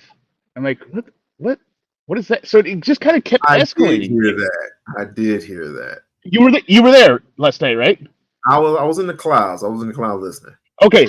Did you hear him? Did you hear him up to his exit? No, I didn't hear that. Okay. So it kept progressing like that, right? And I was telling him, I wasn't outright calling him racist at first. I was saying, dude, you're saying things that I think you think they're funny, but they're not clever. They're not sly, right? They're not slick. They're very. You can spot them at a mile away. Why do you keep adding on something that is a stereotypical race-related comment at the end, right? And he was like, got very aggressive towards me, and it kept building up to the point where I said, okay, I'm just going on record. When this guy says something terrible, which he will, because he's lying, I'm differentiating for myself, right? This guy is not with me. I don't think he's being real. And at that point, half the chat was condemning me for being a, was it limousine liberal? Opinionated. No, acting like a white savior, which I wasn't doing. I didn't like the dude. I was like, I don't like people like this. This guy thinks we're idiots that we don't see what he's doing, and he keeps doing it. That pisses me off, right? So I was like, knock it the fuck off. But can Sorry, I say I didn't- something? Even Well, if okay. you were, I mean, it's all about how it's delivered. You get what I'm saying? And then I think I'm more of the person that wants to know why you did it versus what you did. It ain't about what you did. It's like why. They have a different. Yeah. Okay. Well, let me give you the spoiler, the short read. 30 minutes after I said he's gonna say something terrible, right? He drops the hard R as a punchline to a Flintstones joke, Wow. Mm. and he laughs at his own joke. He's like, I know I shouldn't have said it, but somebody's got to have the balls to say it. Like, what are you talking about? It doesn't take balls to be racist. I mean, people say what they I freely know. want to say online because they're online. It's not like you can reach them, motherfuckers. Hit me out. What do you think about Flow State channel? Who? State, So Flow State and I, Flow State and I, we butt heads a lot. We butt heads a lot. I personally think, I don't think we would. We could probably get along at like a July 4th barbecue, right? But we wouldn't be hanging out every weekend, right? We could have some fun for an afternoon, which is why we can have a conversation online. But usually it has to be a very we talk about like sob sits. We'll agree on that. He used to be a banker. I'm an accountant, so we have a very limited overlap. But then on everything else, we pretty much totally disagree, which is fine. We just have different opinions, right? Like Do you think it's because he's been in prison? Yeah, I'm sure that has something to do with it. But I mean, he has his view on legalization of stuff versus I don't think that's, or he believes there's a lot more. I don't even remember how he put it. Spit it out, man. Spit it out. No, I'm trying to think of how he put it. He was on a panel and he was talking about how he was getting profiled because of of his weed symbols or something, right? Like on his clothing, right? And then he's like, and I have to teach my daughter, don't wear the weed symbols. And I'm like, A, why are you letting your daughter do that in the first place? And B, how are they going to profile your socks, right? When you're driving, you're not going to see that. And C, why does it matter if you don't have weed in the car? Unless you do, right? Like it just Flo, you're creating your own problems here. So like just like that, right? But we can debate on it. We won't see eye to eye. Do you think he tried too hard to be the fact that he's been arrested? Because one time he came on the panel, and I like Flow State. One time he came on the panel over Izzy's panel, and he was more on the level of, yeah, man, I'm down with y'all because I've been arrested. And I told him, I said, look, I'm an ex-correction officer and a law enforcement officer in the military. I said, that ain't what I do. Yeah, so we became pretty cool then because I met him over at Khazarian Umpire channel, the African channel. Yeah. Because he I don't know, but I understand what you're saying. I've been him on. I don't even know where I came across him. Yeah. But yeah, whatever. You know me from over Nightish. That's where you know me from. Yeah. So yeah, I've been a lot of places, man. But I just see that. No, I meant where I met Flow State. I said I don't remember where I met. Oh, you probably met Flow State over on Chaotic Truth channel. What's the other guy who had a maxi pad over his face as a mask? Old man. 75 years old and be racist as hell. Oh. Like, And has a shotgun in the back. He cursed me out. I don't know that channel. No, he be I on Flow can't. State. He be on Flow State. His name is. I know. I can't stand his panelists usually. That's why I usually don't watch. His panelists are like way out there. Yeah, this one in And particular. I think I know who he's talking about too. His name is. I know who he's talking about. I just don't remember his name. Yeah, As a matter of fact, I got you guys confused. And I apologize for that. That's the one I'm thinking about. He's outrageous at times. Oh yeah. He says, "Oh, that's why I moved so far away from these black He's got folks." that shotgun right behind him on the door. Mhm. Over Yep. the door. Yeah, and I'm like, why are you so upset when you moved off the grid from black folks, but you get online and talk shit about them? No, leave them where they at. I want to separate from them, and this He that. really likes black women. No, he don't. He don't like nobody black. But that's his right. But he wants to move far away from black folks. I don't think he wants to hurt black people, but I think he fears that if he go around any black folks, that they're gonna rob him, steal from him, break into his house. And you got people that like chaotic that will continue to make him think that way. Yeah. Yeah. I mean, Yeah, Yeah, usually Chaotic he doesn't paint black folks in a good light. He does not. Well, they're usually talking about some Illuminati stuff. Like they're talking about one world government. Like they're talking about deep conspiracy stuff. Are 90% you talking of the about time. that 2025 type of conspiracy type shit? No, I mean I would say that's probably even too bland for them. Like, Let me tell you something. Flow State cursed out the white Christian woman that be on his panel. He don't like for you to talk about Christian stuff. Ooh. Yeah, he cursed. You don't like over there. I was he doesn't like what? He doesn't like Christian stuff. Yeah, there's a white woman that's a Christian. I mean, I don't care if you're an atheist. I don't, that's your life. But what I'm saying is, I think that because she was too saying, I pray for people, I do this and I do that. He didn't like it, and he was cursing her ass out. I was like, damn, what did she do? I think he uses them as disingenuous. That's his deal. Like he's got a hostility towards religion, not necessarily that People woman. think Christians are sociopaths in disguise, and they just they're repulsed by them. There are people because there are people who are Christians that deceived them in their childhood and did probably unmentionable things to them. So they detest Christians for real. That's true. I just think she was a genuine woman. She wasn't no what you call it, Bible thumper that tries to somebody that's been betrayed by a Christian on a traumatic level, they wouldn't care how nice you are. If you're claiming loyalty to that religion, they view you as the enemy because the person that hurt them was a Christian, and that's how people who don't trust police officers.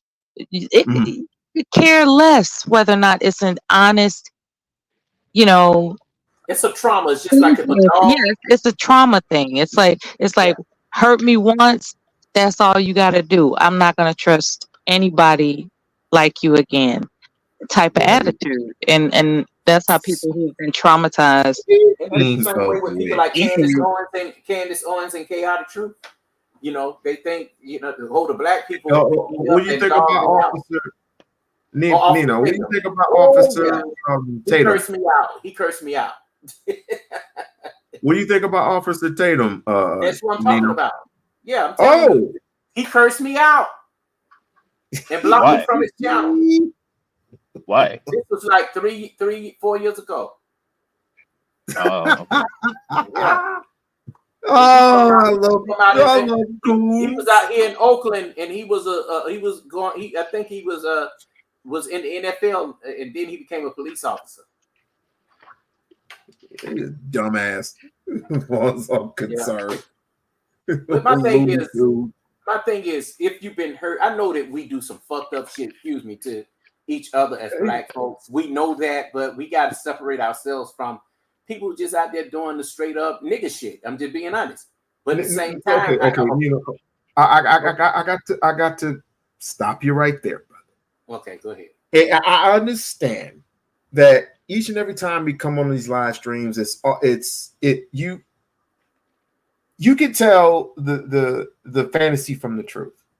Yeah. The fantasy is everybody wants this white picket fence with the 2-car garage with 2 cars and a wife, a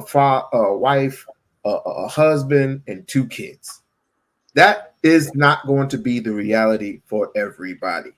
When it comes to the ugly truth, we have been tarnished by poverty, drugs, gangs, all this other hunger, filth, poverty, and everything else. That is the truth of it.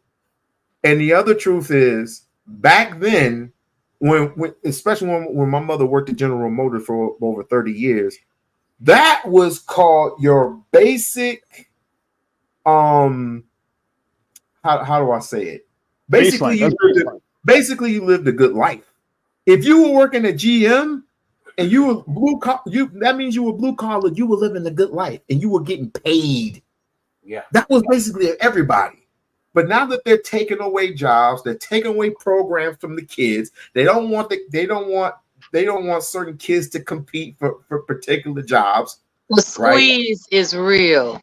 The squeeze is freaking real. So you want to blame, and so the blame, you have to blame something on everybody. And the politicians are there to give you this illusion of inclusion that you have a freedom of choice, which you don't. Well, you do not. Well, I disagree with that. You do have. I kind of disagree with it too a little bit. Let me just say this. Hear me out, and then you go for it. I'm sorry, but in my opinion, when it comes to us, I don't believe in the pull yourself up from the bootstraps. I don't believe in that. But I just say, for some of us, we have opportunity, and for some of us, we don't. And we ain't gonna have this. We ain't gonna arrive at the same time. So my thing is, for those who have been there and they claim that they've arrived, or they.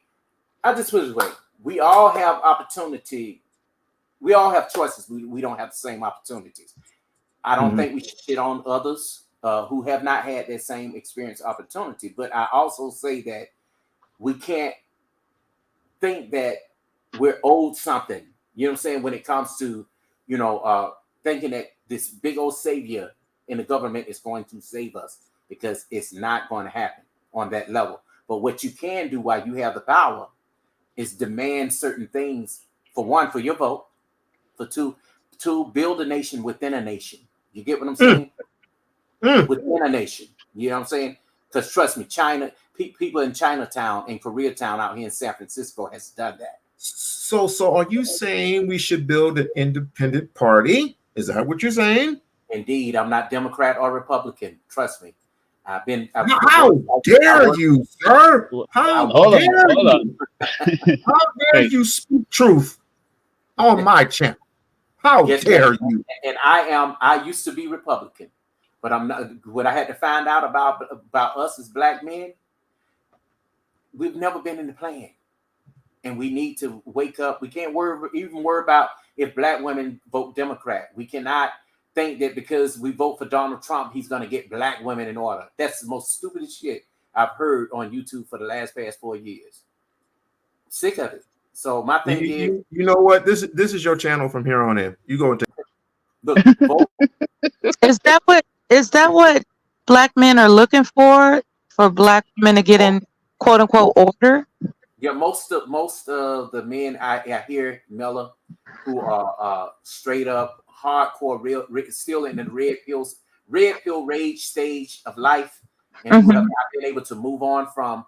I'm like, bro, is that the only thing that you're voting for? I said, y'all want to sit up here and be in gender wars on YouTube all day long when it's about to be a World War III almost, and they're doing this to keep you out of tune on what's going on. Black men Mhm. need to be their records need to be exonerated from the weed situation and all Mhm. the lockup from back in the day. We need to be able to be bonded. We need to be able to have jobs. We need medical to give people teeth.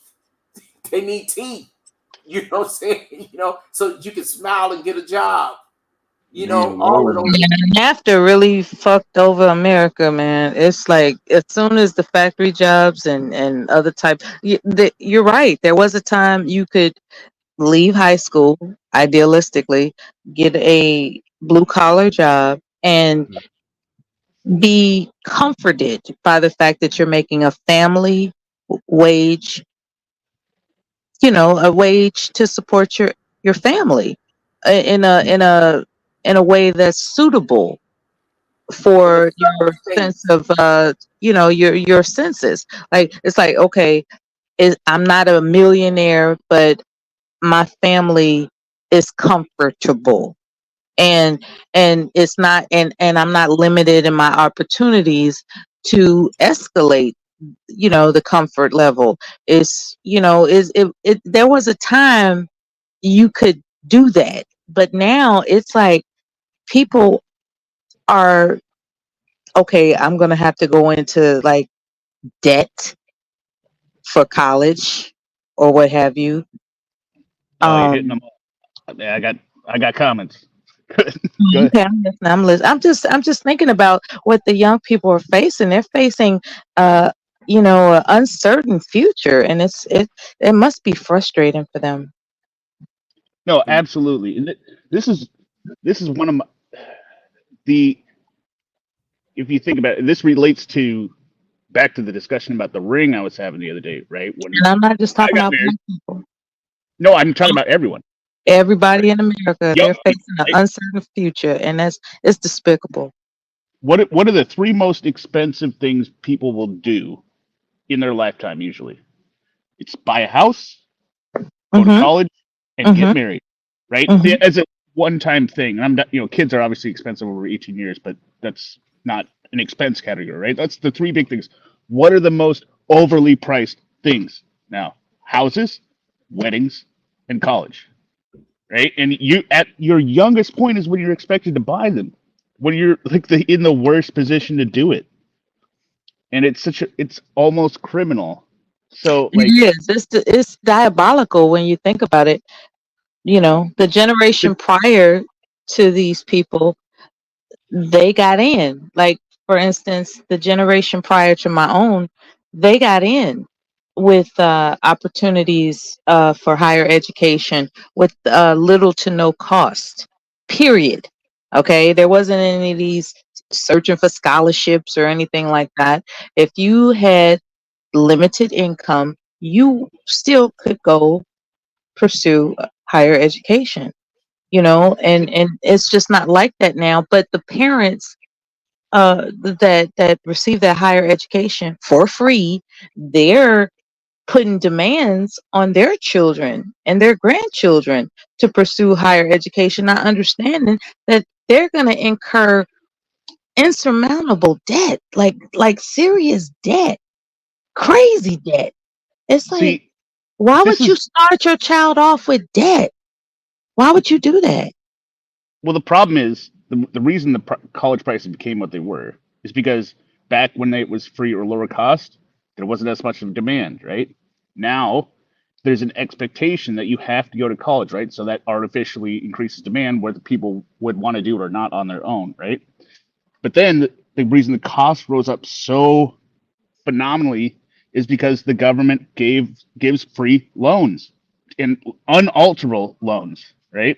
So you remove the price cap. You've got artificial because colleges can charge whatever they Loans, want not grants. because Mhm. people will pay it, right? And that was probably of all the decisions Biden has made, that's the number one I disagreed with the most because as soon as you untap that or open that box of college debt forgiveness, the entire thing is meaningless now. Now it's just going to go absolutely fucking. Sorry, don't mean to curse. no, you It good, just brother. goes It's good. absolutely insane because number one, I understand the crushing debt of $200,000 for a loan for college, right? That is life crushing, right? But what did he do? He said, okay, people with less than 10,000, it's forgiven. $10,000, you can't even buy a car for $10,000 tomorrow. You can't pay off your $10,000 loan. Straight up. Like, you know what I mean? Like that is not a indentured servitude type debt, right? That is a standard debt. And you went to college, if you got less than 10,000, just pay the loan. Yeah. Can I say something But about that really quickly?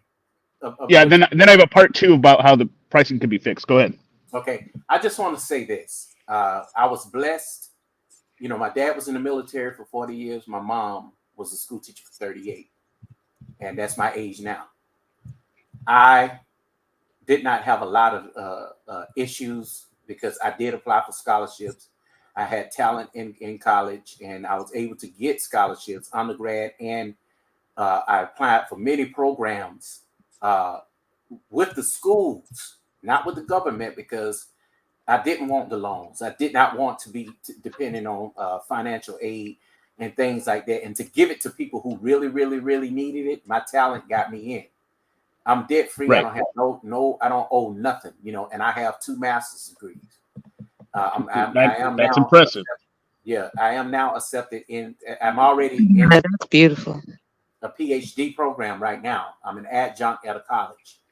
The problem I have right now is that some people, when they abuse what the programs that are available to them, you get what I'm saying? They need to know when they first come in and take the human development career courses, so they can understand the importance of, you know, having financial aid, having free school. See, now out here in California, junior college is free in most places if you're a resident. But now, because people would take those, it's called the bog fee waiver, which is $500 that pays for all of your, goes towards all of your classes that you take at the junior college. They get that little thing, you know, the bog fee waiver, and they quit the courses. Now they're starting to make you pay for it. And now I think that it's going to make people, then again, you'll go in debt if you go into these high paid colleges. If you could go to junior college first, do that. But at the same time, what you must understand is that the most men today are going for trades. Trades is the way to go. Startup. Trades is the way to go. Yes. If I was young, right, I would be doing trades today if I was coming out of high school. If I know what I know now and taking it, because I tried to do what my family wanted me to do. My dad wanted me to be an attorney. The closest I came to that was working for an attorney as a criminologist and a study case law, all of that. Now, I'm the person that writes the sermon for the attorney. He don't even have to know you. You just speak out your case and speak out the motion that I filed. You know, that was me. I was what a PA is. I mean, a PA is to a doctor, or a nurse practitioner is to a doctor. That's what I was to an attorney. You know, so I changed that career and went further and got a master's fine arts, fashion arts, and videography, which is why now I'm a filmmaker and a documentary filmmaker. What program do you use? Just real quick, curious. What different ones, man? Different ones. Final Cut Pro, Premiere. Do you ever use DaVinci Resolve? That's the one I use. I love it. DaVinci, it seems to be hard. I'm gonna learn it. You know, it is hard at first, but once you get into it, you realize, and you just look online, people do the craziest stuff with it that the creators probably never thought of. But people find, like, I wouldn't call them hacks, but you'll find a video of somebody saying, "Hey, I've figured out how you can move the stuff, like, you know, the Paramount intro where the stars are coming whipping around the mountain." Even this thing right here, I don't even understand how you got that and you're on StreamYard. Well, that's easy. I can show you that, but that's not a built-in function. That's not something that's actually even possible within DaVinci. But then some guy figured out, hey, you know what? I can take this motion path, and if you connect it with these other things, pretty simple the way he's laying it out, right? You can have these go any way you want, like a roller coaster, very easily. And some people can adapt. That's why I love DaVinci. I think it's gonna beat Adobe someday, because it's not subscription either. One-time fee or just the free version. Bro, let me tell you, which is Adobe is the hardest thing to. I mean, you move one file from yeah. your computer, you may be missing some files when you load it back up. Yep. Nope. I don't I like got you. Adobe stuff. I'm sick of Adobe. I hate Photoshop. I could never learn it well. I'm done with it. I was like, I'm done. Done. But I didn't want to. So my comment on the college pricing is you got two factors, right? One is people put value on what they pay for it and pay for something normally, right?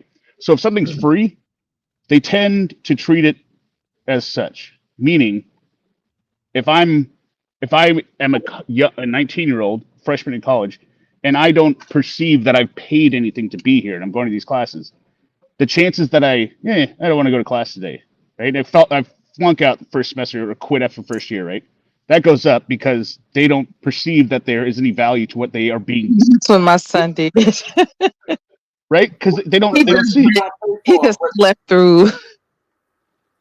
You know what people don't pay for or they get for free, they don't appreciate it. Whatever you buy and put your hard work into, you're gonna damn near protect it with your life.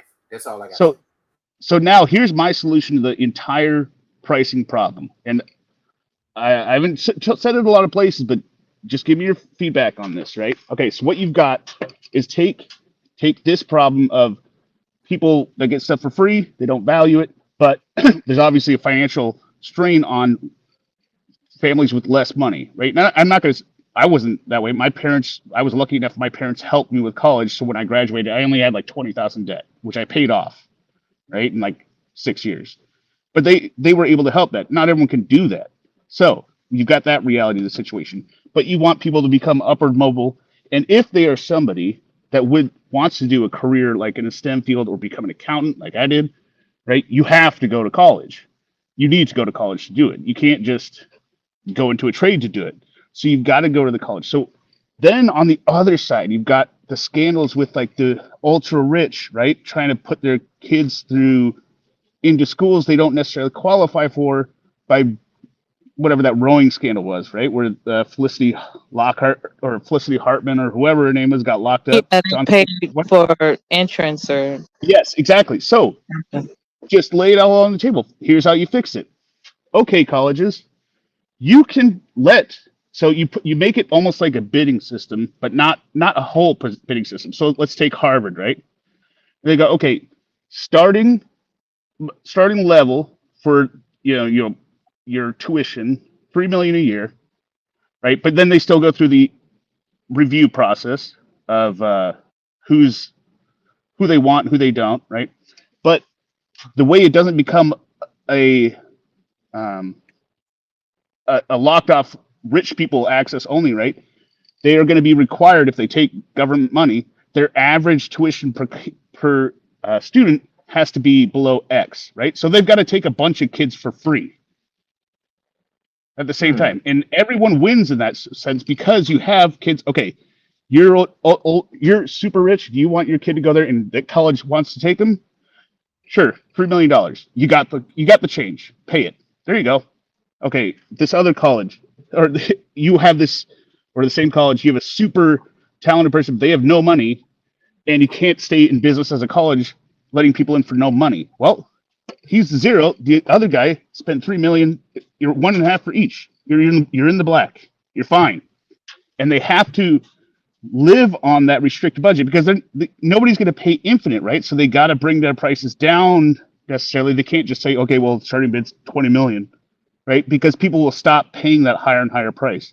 It brings free market back to the situation, but also gives an advantage or gives the opportunity for people that don't have that stack of cash laying around.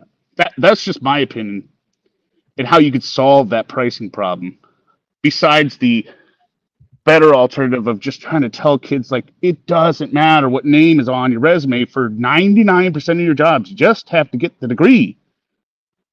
Ooh, man, let me say something really quick. That is true because I'm gonna tell you, We-On-Loc. I graduated from not We-On-Loc, but him. Well, both everybody up here. I graduated from the University of North Carolina in Charlotte for my undergrad and my grad, and then I came back. Belt. Yeah, Then I came back out to San Francisco and got other degrees. And I tell you, no matter what I look like when I go in for interviews or if I'm wearing a suit, well, basically wearing a suit and I mean, dressed like very professional. I'm talking about presidential style.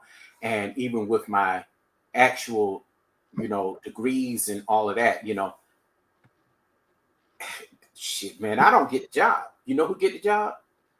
That person that came in without the degree. You know why? Because they figure, oh, you're overqualified, or you're not going to stay, or so right now, I think they don't really care about your degree as much, unless you just have to have something that you're in medical or you're in accounting or something that's where they don't really have to hold your hand and you already been learned. Like My aunt always told me it's not what you know, it's who you know.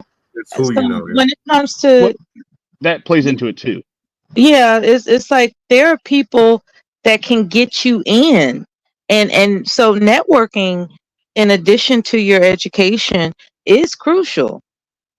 But I would also say that part of that, what you know, is part of that school you went to. But I'm going to say it's limited. It's basically limited to like law firms and maybe some investment stuff. Like, oh, you're a Harvard man, or People are looking out for those that are affiliated with their with them. That's right. it's not a But you're foreign talking. concept that people look out for those that they approve of. But if you're not going into those two areas, it doesn't matter. Yeah, you know what? Because you'll have a flood of like I have a law background, and I have floods and floods and floods of people reaching out to me on LinkedIn and all these different things, and I haven't even applied for some of these things, and I'm like, whoa, I really don't need this job. I don't, because I'm at the stage now where I can just do YouTube, I can do ride share, and maybe my job that I have at the college, but and also having my two businesses. I mean, I'm a very busy man and I'm successful. I'm that man that they say high value that make the money. You get what I'm saying? Nice. But at the same time, people don't understand, that's just only a portion of it. That money has to go a lot of places. It really does, outside of people just calling you the high value man. You pay out a lot of people, pay out to a lot of people bills, and that's even with no college debt. Which is very, very high, by the way. Go ahead. I mean, Yeah, what do they call it? Expendable income. What do they call that type of income when you just got it laying around and you could do whatever with? Disposable Yeah, income. right. So there's a difference between expenses and disposable debt. Yeah, I'm not debt, but disposable income. Because if your expenses are overwhelming, like if you are making $250,000 a year, however, your expenses are about what 220. Like what's the point? You know what I'm saying? You know what, Bella, let me tell you something. I'm out here in the Bay Area in California, San Francisco, and I have met people that make 250,000. I'm almost there, but not there. I met a Chinese guy that says, man, let me tell you something. I put all my stuff in storage. I'd rather live right here in this tent. I'm not giving San Francisco all of my money just to say I live in San Francisco. I'm going to stay in my tent and I'm going to have a gym membership. And this man make over $250,000 a year. He said within a year I'll have. I was at the gym. Yeah, he's like, I'm not giving, and it ain't that he's one of these homeless people that's destitute. He's smart. Is like really inside of the storage, lined up his cleaner stuff. Smart if you get diarrhea. Well, I mean, you have to plan your meals so that you're not sick. You're more likely than not to become ill if you live like that. Yeah, but he's planning. What the thing about it is, he's planning ahead. I see what he's saying. Some Yeah, people plan ahead and they don't want to a man can go spend. 3 days out in the streets, but I think if you're a man that got yourself together, you have to like every 3 days or whatever you have to do to keep your hygiene right, everything. For me, I take two to three baths a day. This doesn't sound like an ideal situation. Yeah, Here in I'm pretty Vegas, you're gonna have to take two, 3 baths because it's so I, damn hot. Yeah. I'm pretty sure that it's against the rental rules of the storage locker. You cannot live in it. I'm not saying he doesn't. No, And people no, he don't do don't it. live in I'm the just saying, storage. Hear me out. He lives in a tent. is He lives in a Yeah, tent. like stuff? in San Francisco. He's a now. I Got ain't it. never seen a homeless white person or Asian person until I moved back out in Yeah, what California. do you do for security? Like, how do you sleep at night feeling secure? I mean, because that's not camping. That's like out there in the wilderness of urban No, I'm gonna tell you. hospitalities. I'm gonna It's tell you. worse. It's I'm gonna worse. tell you. I'm gonna tell you, Mella, how these guys they like these guys that do like that make over $250,000 a year that lives in a tent. They either live in a tent or they live in an RV. And what they do is they live they tent out closest where the jobs are, which would be Silicon Valley in the real nice areas, not like in downtown San That Francisco. sounded safe to me, but it doesn't. But for men, it's different. I think even from animals, you got to worry about that too. But for men, it's different. But women, I don't think a woman should be out there like that. You know, honestly, I don't. But you do have women out there. That's so vulnerable. That oh my Yeah, god.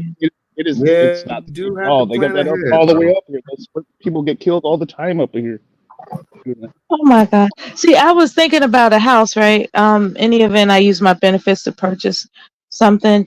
Um, you know, I don't like stairs. I'm not gonna lie. So it would be ranch You get style, yeah. or You it get would be a condo.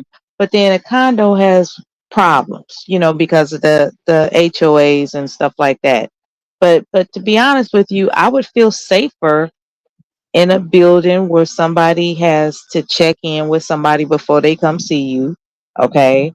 And like safety is a concern. I don't know. I'm not saying that type of situation would I would not buy the house. I would happen buy the. for me, but that would I don't think I couldn't get, like, I don't get it. Like how do Would you you sleep rather you gotta have sleep a with doorknob? mortgage? Say what? Would you rather spend the rest of your lives paying for a mortgage for a house, or would you rather be in a tent and having to spend I can very, explain very to you little? about that. We unlock. Let me say this: the reason why What are you saving the money for? Is what I'm asking. It's you're like, okay, saving money for the home. No, That's you're what the saving it. Asian. Yeah, that's what the Asian guy said to me. And I'm what just are you saving the money for?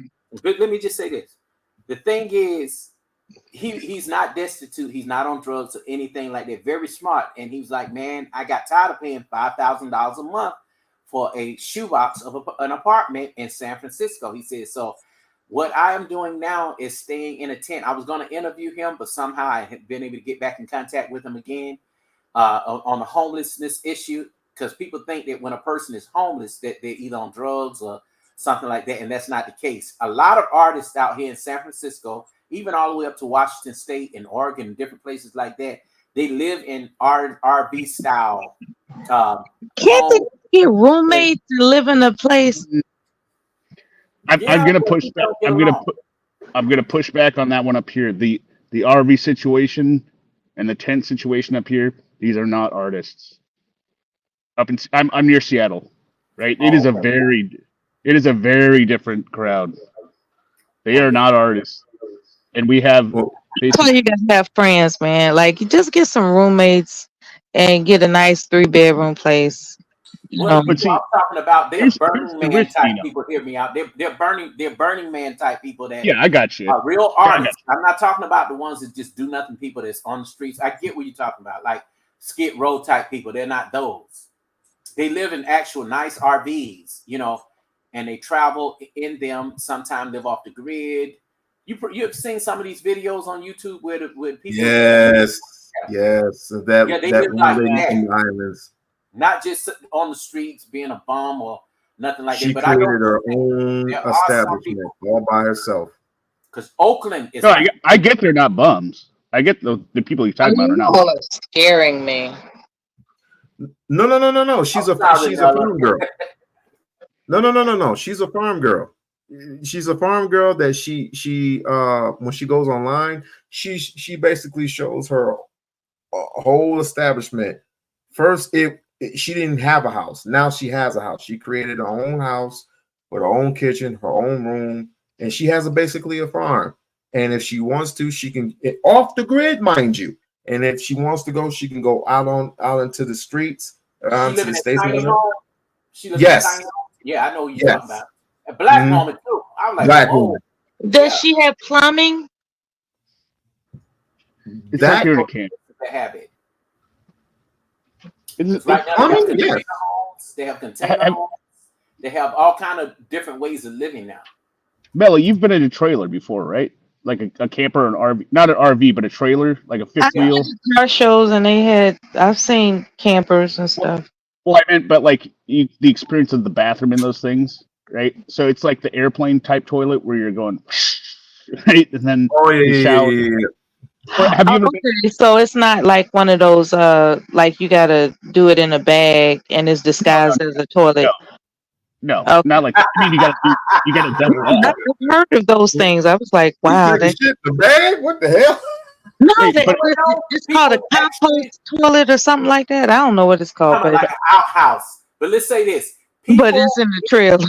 when you do not, when the homeless, and this is what I hate about San Francisco. They don't show the beautiful parts. It's a place called the Tenderloin.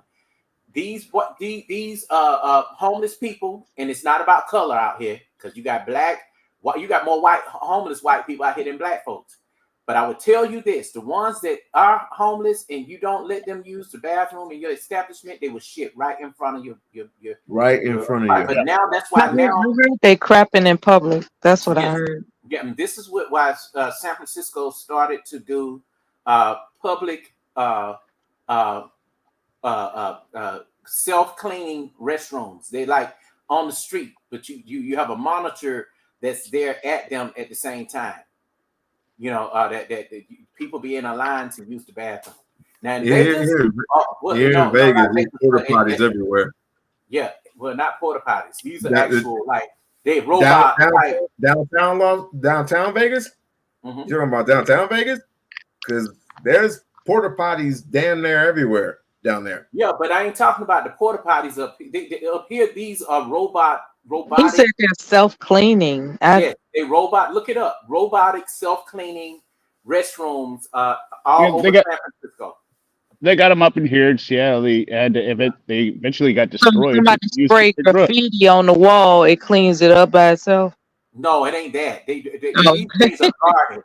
They're guarded with a person that this is an actual state job that a person sits at the thing all night for people who have to use the restroom.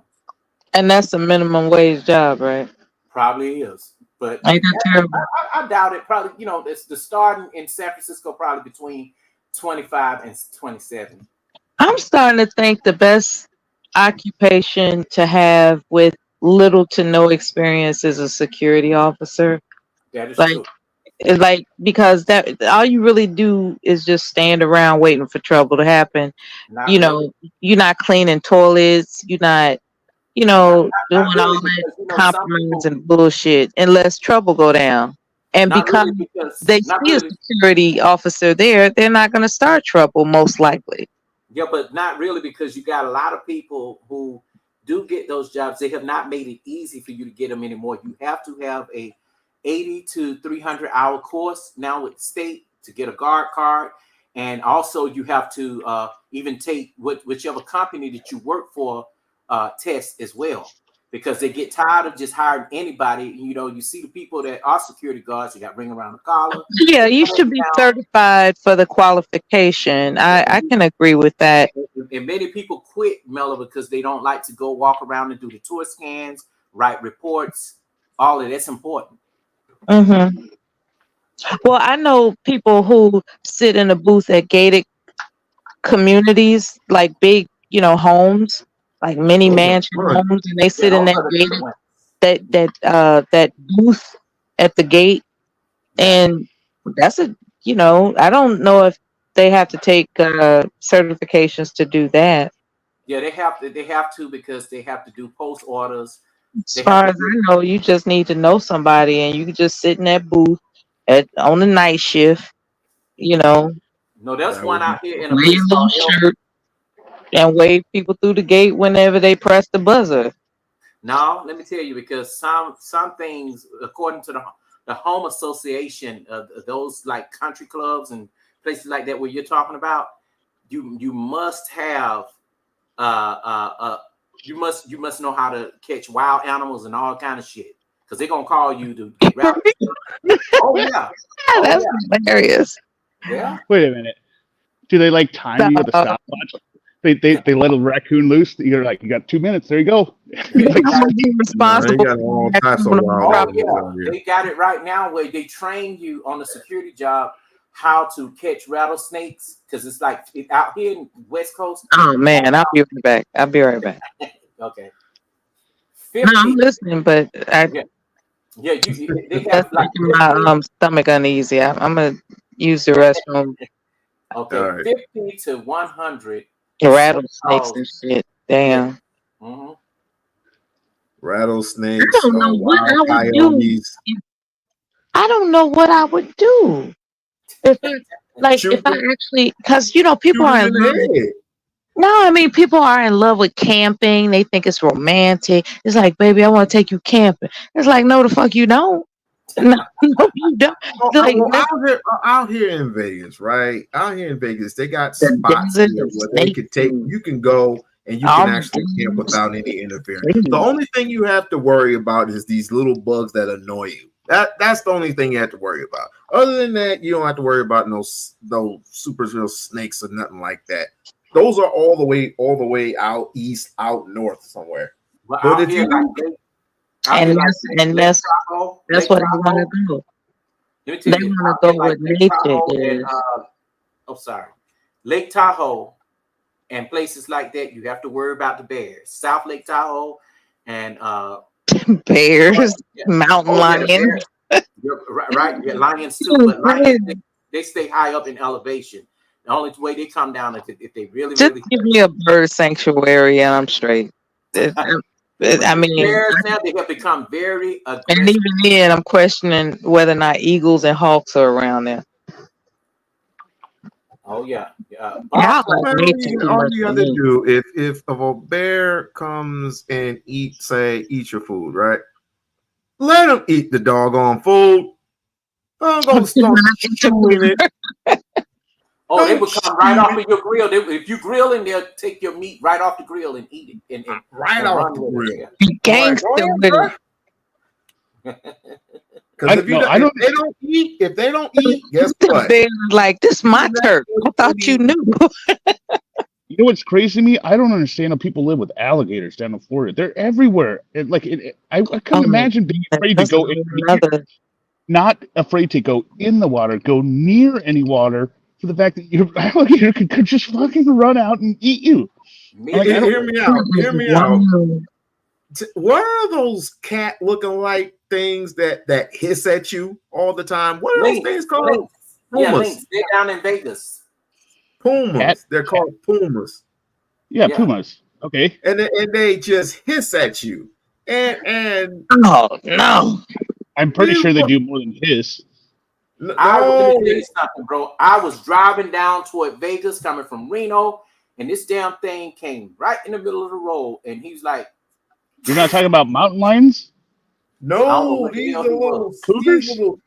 A lynx. these little things. You just every time you and these white people were petting them, just petting them like so, and they're looking dead at them and just hissing. I was like, I wish you would hiss at me.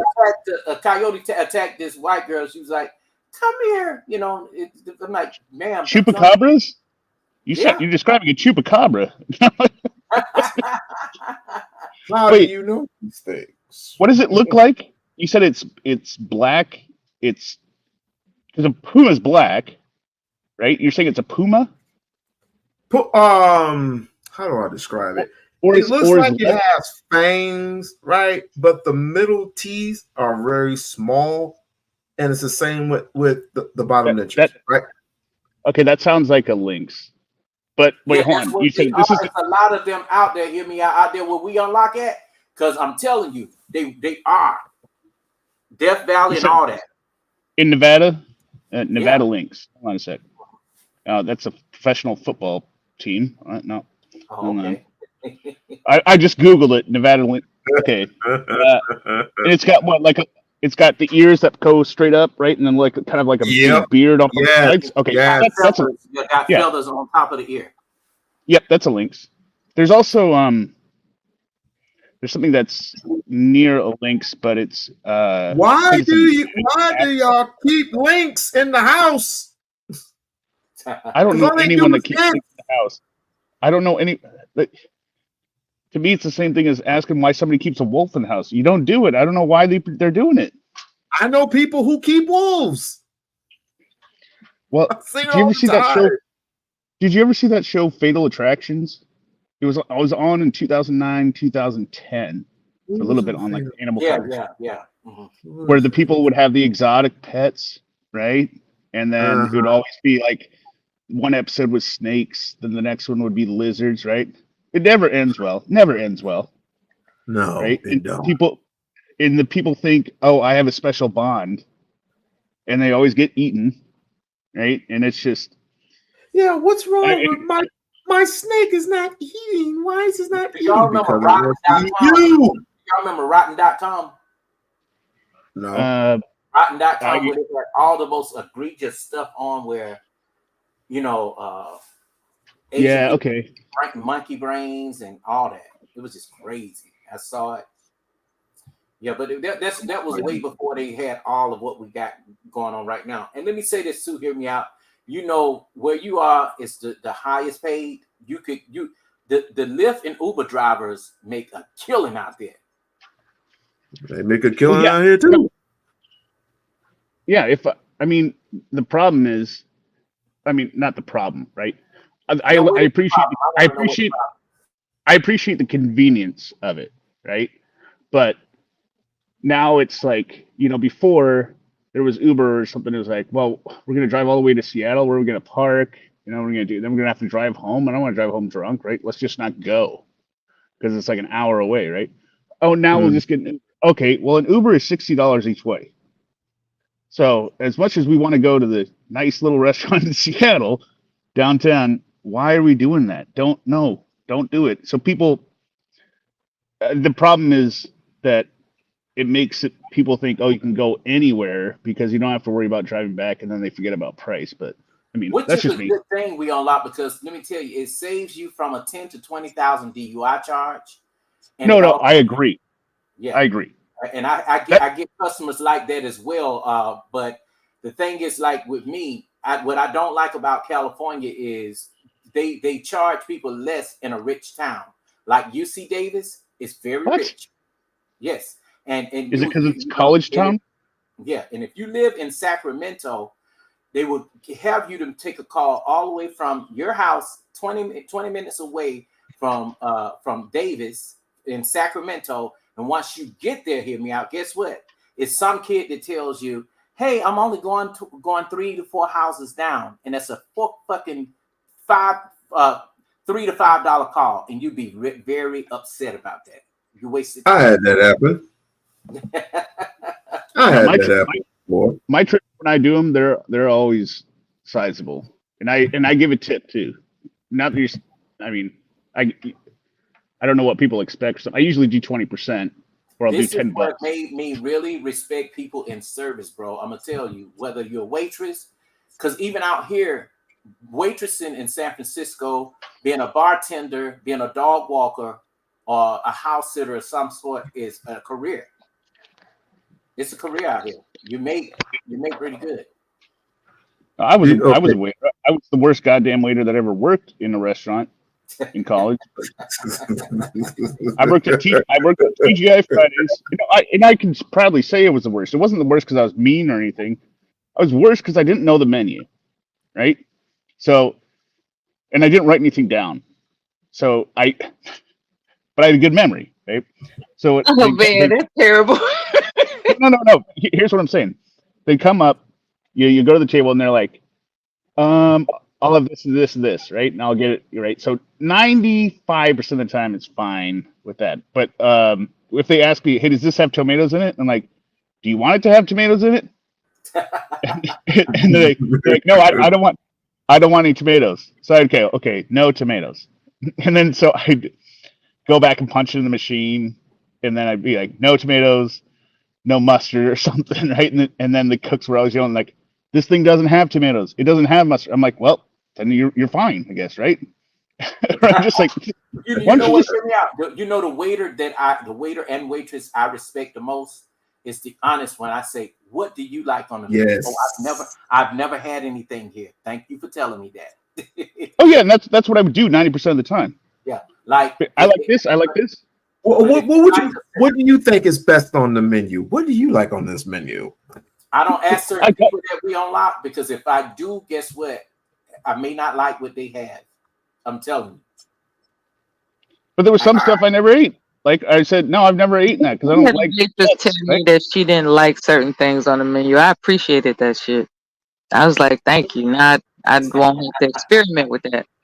Yeah. Now here was my number one icebreaker thing that I did often, and I found it hilarious. And it usually worked out really well or really poorly, right? So we keep all the glasses. They're coming in and out, right? So sometimes there'd be like fuzz from the mat or something that gets in the glass, right? And so I'm bringing them their waters or their drinks are on the table, and so somebody go, oh, you know, there's something floating on my drink, like a piece of little lint or something, right? Right. Well, right. So then I'd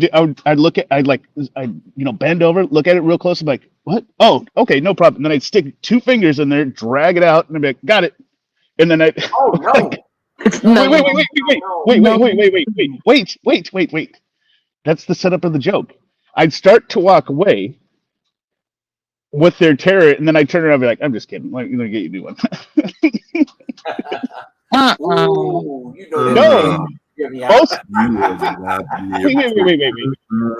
Most people found it hilarious. These people here in Vegas are too uptight for that shit. Too uptight. This was Grand Rapids, Michigan. It wasn't the Ritz. Grand Rapids, Michigan. You're in my territory, buddy.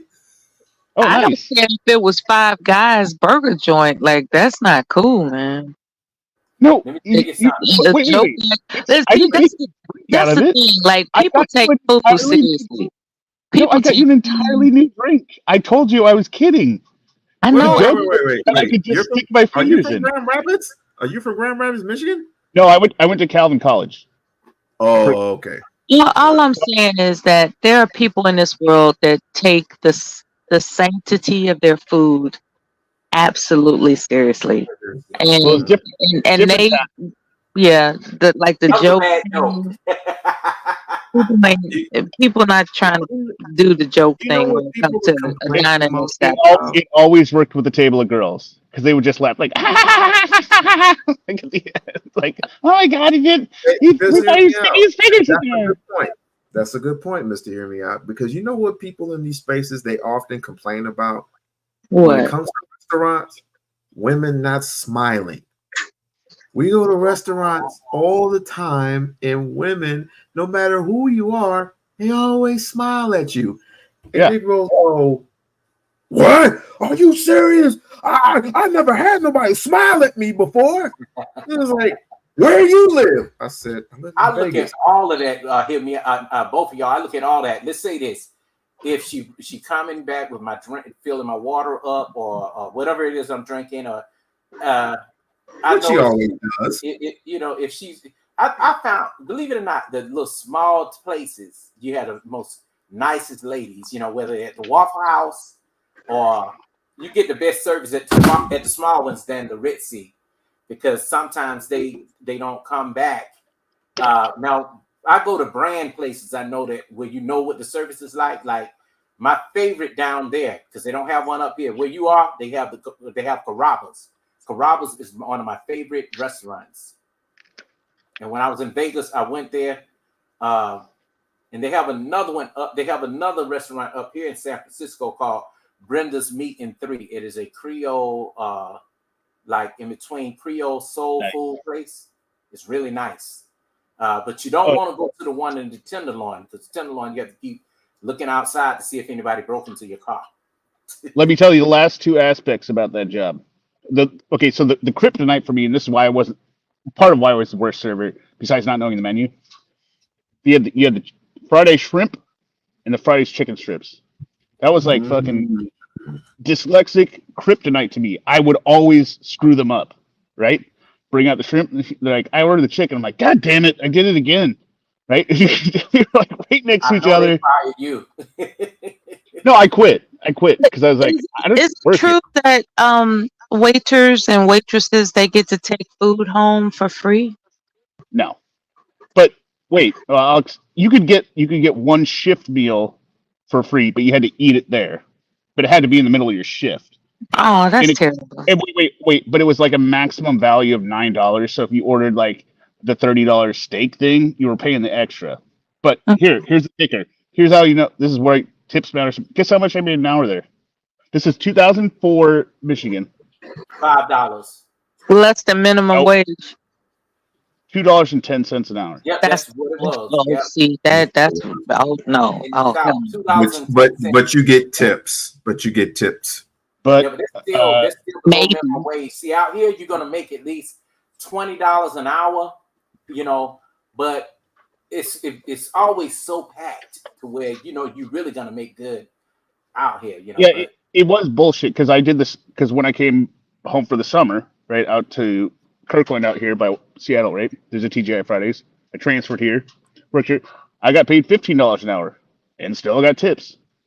And so when I went back, like that was pretty much it. I was like, I ain't doing this shit for $2 an hour anymore. So I said to my boss, like, yeah, I worked a couple shifts. Like I just kept like decreasing my shifts. So I was doing like one or two just so I would have some more than that in 1987 out of high school. Well, it was some weird Michigan law, but I mean, I did it just for some money for the weekends, right? To have some coin in my pocket. So I do like a Wednesday, Thursday shift or pick up a shift. But then I got to finals and I was like, well, I got finals. So I take me off the schedule. And then I went in there like on a Thursday of that week while I was studying. And then the manager comes up to me like, what are you doing here? I thought you went home for like Christmas. I'm like, no, it's finals week. I'm studying. You can't just leave. And I was like, fine, I quit. You will be very serviceable in Pinball Pete's back in East Lansing. You will be very serviceable, sir. We would definitely have you aboard. Because all you do is sit there. You just sit there, you roam around, and you see a whole bunch of people playing video games. That's it. If they want change, you give them change. Let me ask you guys this real quick, off topic. Do you think owning a laundromat is a good business investment? Yes, especially in San Francisco or anywhere on the West. Deal. Apartments. I mean, depends where it's at. Right? Yeah. But get the jumbo ones. Get the jumbo ones because some people have small washer and dryer and have a lot of clothes at home and they can't wash all of them at one time. So correct. The jumbo ones. Yes. It'd get gas dryers, so you're not burning through electricity. And then water is going up in some of these cities, right? The price of paying for water for your machines. So you got to get those efficient. Like you can't just get any bullshit washer and dryers anymore. Like you got to have a modern looking establishment, which is gonna take a lot of capital. You can't just you remember the good old days when you just get a regular laundromat, but now you have to get like an exclusive laundromat that takes a lot of capital. But those back then though, Mello, were really good industrial dryers. They used them in the cleaners, and now they don't have that. I think they've stepped it up a little bit more. Now they have a laundry. Look at this laundromat up in San Francisco. It's called hard and stuff now. I Love Laundry or something. And it's a brand.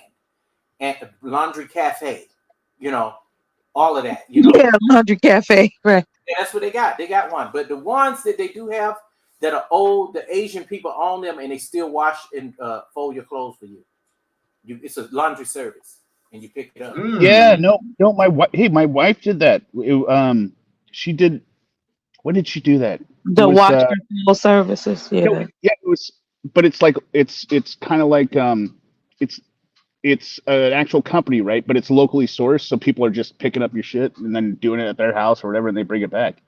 But it Me, was you know, you no, just gave no. me an idea. How This dare was you? this was done. She did it right before, I think, because my wife works, both of us work, right? So she was freaking out and stuff. So she was, it was before spring break last year. So she had to get the boys' clothes, right? And her clothes and all this stuff ready. So all she did was she threw it in a bag and she looked up this thing and basically they picked it up. It was like $1 an item. And it came back perfectly folded and everything. I was like, Smelling that good is and the everything. cheapest. Fabric softener. Yep. I Totally like it. clean, all organized. I'm like, "Oh, that's amazing." I She's like, respect yeah, service. I love service. I'm a black man, and I like service. because it Yeah. makes sense, right? But it's an economy, right? For if you're doing like if you're a stay-at-home mom, right? But then you can sign up for this, for like, hey, go pick up these bags of laundry, and then you're just washing them, right? And you get like $100 for doing 2 loads or something. Wow. I mean, it's not 100, but what I'm saying is like Something for the if whole they're week. already doing it for free. Yeah. I saw somebody at the laundromat do the wash and fold service, and I saw them fold those clothes more perfectly than they do in the military. It was amazing. It And was then I think amazing. sometimes I think that if you should, people should ask, would you like your clothes fold military style? Because you do have people that are from the military where they roll the towels up, and they would want that. That would be a good service. I'm telling you.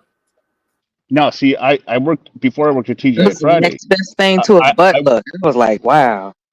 before I worked at TGI Fridays, I'll have you know, I worked as a brand ambassador at Abercrombie and Fitch in the mall for Oh my $5 God, that's my for favorite store. $5.05 an hour, right? With no tips. But I learned how to fold with the Abercrombie look. The Wow. messed up. The first day I was there, I was trying to fold this stuff all nice and stuff. And they're like, no, you're doing it wrong. It's got to look messy. Let me tell you something. Bump the folding the clothes. I want to be where the cologne is at.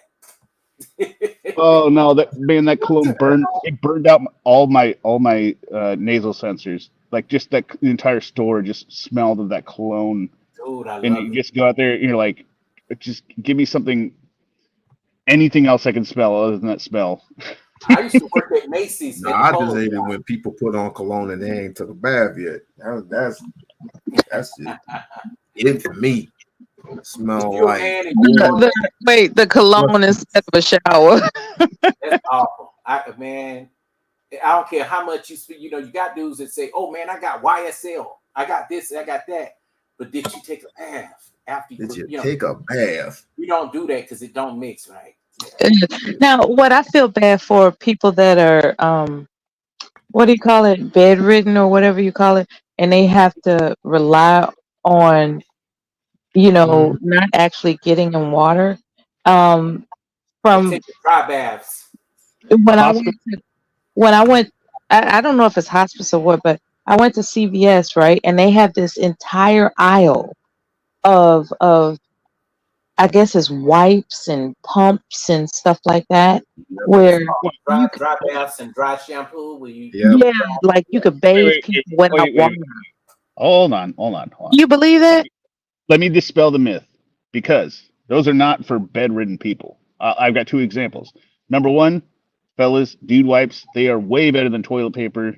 Wait, You know, a lot of dudes don't like for you to talk about the dude wipes. They think it's a funny thing. I don't understand. Right? From what I understand, you put the paper, toilet paper, to line the toilet seat, and you use the dude wipes as the for Kevin cleaning. Samuels even told you No, how to wipe your ass. What the You know hell? what dude wipes are, the dude, Ella? Say what? You ever seen dude wipes? I've seen them at grocery stores. I've seen them. yeah, Yeah, but dudes no, don't want you to see them buying them. They don't want you to see. They don't I don't, like for people to see them buying them. They got the extra large kind at CVS, right?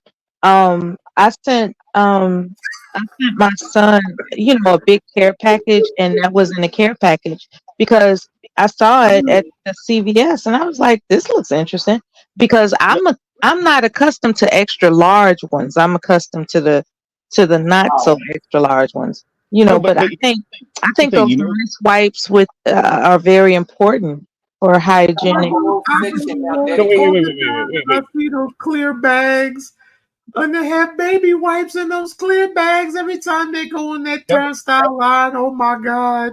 hold on a sec. Wait, dude wipes are flushable, which is the number No, one no, you got point, to get the right? Yeah, they are flushable, flushable. right? Yes, Yeah, that's they're flushable. flushable because Yeah, they you know what my dissolve. problem Yeah. here was? My problem here was, guess who's always fucking clogging the toilets? My two sons. Okay, dude wipes here. You're not going to clog this toilet. Like, here you go. Use these. No more clogged And then toilets. Right? Cottonelle makes a good one. Those are the ones that I use, right? The No, Cottonelle. no more endless Yeah, that's piles a of. woman's like y'all like the 2-ply toilet paper. Just give me Scott because I don't like all that.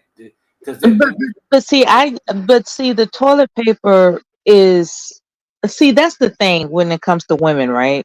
Um, See, we don't want Klingons. We don't want, the fabric of the toilet paper, clinging to us. So I like the moist wipes, for okay, general use, not just like if you have a number two going on, but for general use.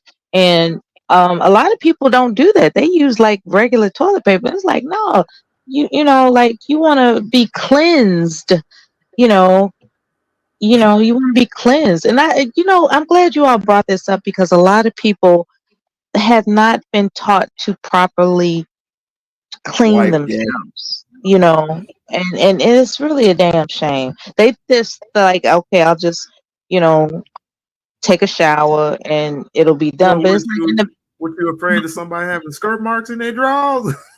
ooh, but I don't, I, prices next. I'm just saying that I don't know how you teach a child, like people that are raising their children, they haven't, I don't know if they're actually teaching, like how can I put this? I think that when it comes to teaching a child how to properly clean themselves without embarrassing them or traumatizing them about the experience, you have to use a demonstration doll. I think that might be effective. What do you think? Because like you got people that are apprehensive about What's the age? What's the age? potty training age, you know? Potty training age? I don't Yeah, know. that's not I never heard embarrassing. about any problems. I don't Like there remember. are people that are that are really tripping about potty training and and I've No. never, I've never How old heard are your about a boys? problem. Hear me out. How old are your boys?